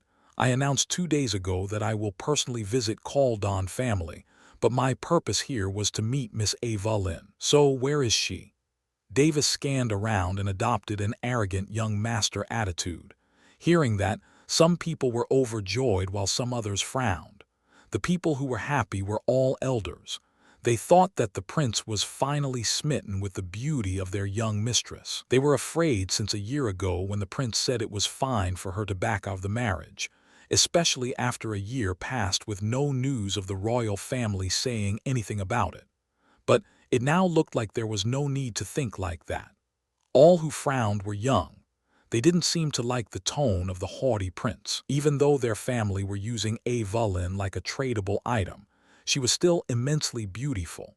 So some of them were obviously jealous about giving her to him as a concubine, even though they don't have a chance to be with the young mistress of their family to begin with. Ha ha, The prince is sure eager to meet our young mistress." A random elder shook his head. "She will be here soon, no need to fret, Prince Davis," an old woman added who was also an elder. Davis nodded his head. He thought that he needed to look forceful and arrogant, otherwise people wouldn't seriously consider his words, especially looking at his age. A group of people suddenly clamored. Everyone turned around their head to see a beautiful woman walking towards them, followed by a maidservant. Davis's jaw almost dropped. Damn, what a vixen! Evelyn looked like an enchantress with her seductive figure. She wore bright purple sleeveless cheongsam which accentuated her curves. Her cleavage was slightly visible as a triangular-shaped cut was present in her dress. Her long green hair reached till her waist and had her side hair tied up in a small bun behind her head. Davis stood up and arrived in front of her to greet her. "I hope you've been well, Miss Evelyn." He clasped his hands. "Prince Davis is too caring. I've been well from the time you left after seeing me." Bowing her head slightly, Evelyn responded with an indifferent voice. "Ha ha, I see." Davis chuckled awkwardly. The way she said it, there seems to be a hidden meaning behind it, he thought. After that, everyone took their seats on a dining table respectively. Davis and Evelyn were seated opposite to each other on the same table. There was a huge feast prepared for everyone to munch on. "Miss Evelyn, today I came here to see you especially." Seeing that it was silent, he started the conversation. "See me? You flatter me, Prince Davis." She replied indifferently. "Yes, truth be told, I thought of you many times after that day we last met." Davis told the truth as he did think about her from time to time. Those peaks *cough*, that beautiful face and her seductive voice. Ha, the prince sure can joke around. Evelyn rolled her eyes as she said indifferently. Davis made a wry face. His probing was done. He now knew that he somehow made this woman angry. Time passed as these two finished eating in this awkward atmosphere. No one disturbed them, but they were just listening to their conversation silently. Even an idiot can tell that she is angry with something. Did I offend her? When did I do that? Davis thought ruefully. "Miss Evelyn, I can see that you are angry for some reason. If I had offended you for some reason, then I apologize. Let's forget about our status and talk equally for once, shall we?" Evelyn widened her eyes in disbelief. She didn't think that this little kid would have the capacity to behave like a gentleman. At least he has the capacity to think like an adult in this age. Guess for that itself I should be thankful. "That's right, Evelyn. Why are you throwing a tantrum in front of a child? Are you an idiot?" She asked herself as she blushed in shame. She felt that she didn't even have the level of mentality that Davis possessed. When she saw Davis at the hall, at that moment she thought that she should release all her frustrations on him, which will make him cancel their engagement. Now all that frustration which made her suffer seemed like her own delusions after he apologized. She somehow managed to regain her bearings as she finally smiled.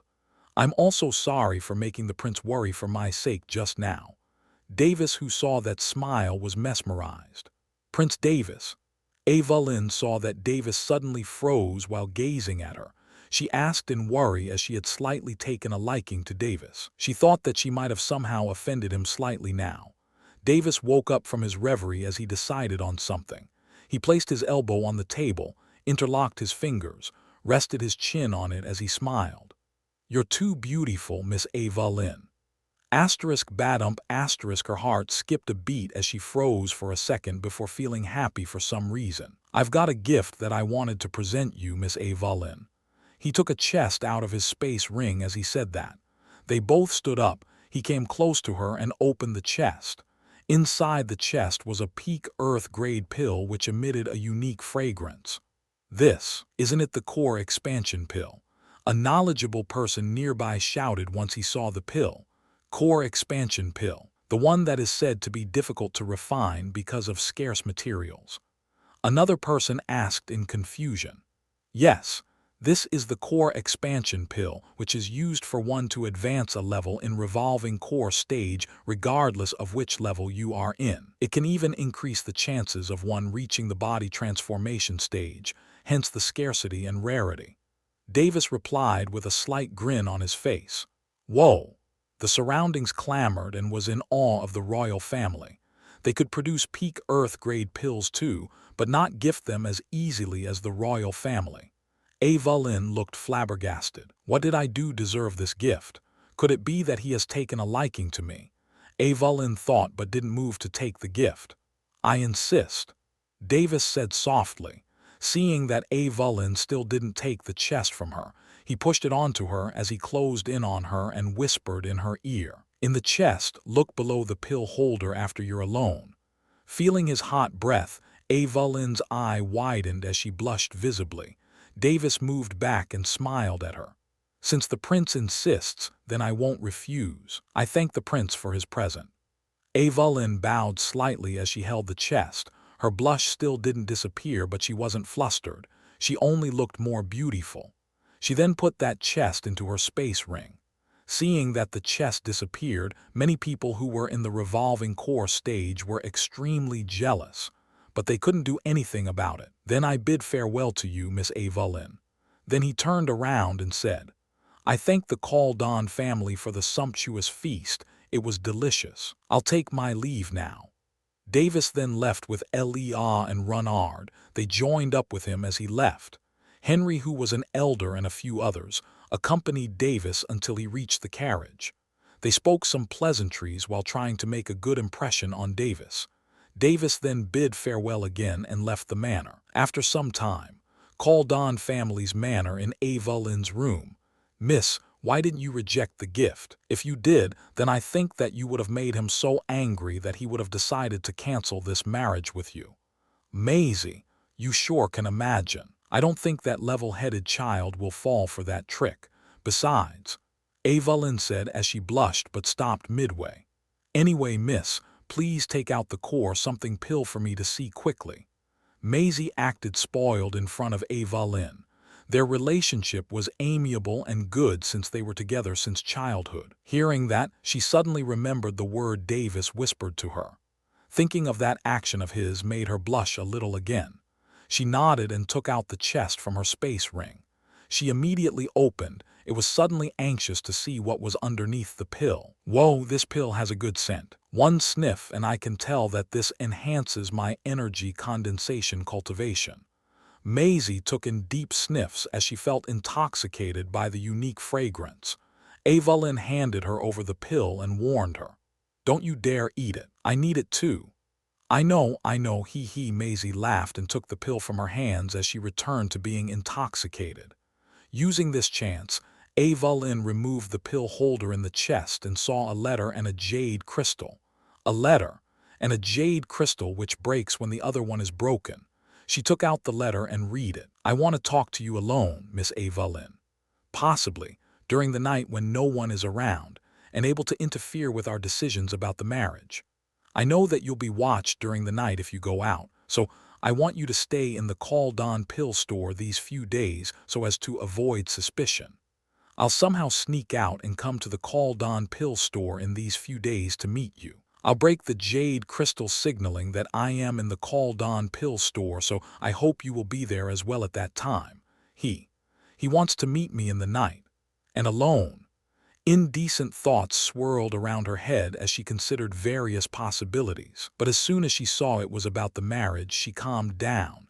She contemplated for a moment before ordering. Maisie, prepare a few things. We'll be staying in the Caldon pill store for a week. Also inform my father about it as well. Okay, Maisie glanced at Evelyn for a moment before continuing to sniff and circulating her cultivation technique. 1 week. I'll wait for you for a week, Prince Davis. Evelyn muttered softly as she stored the letter in her hands. It was unknown what she had decided just now.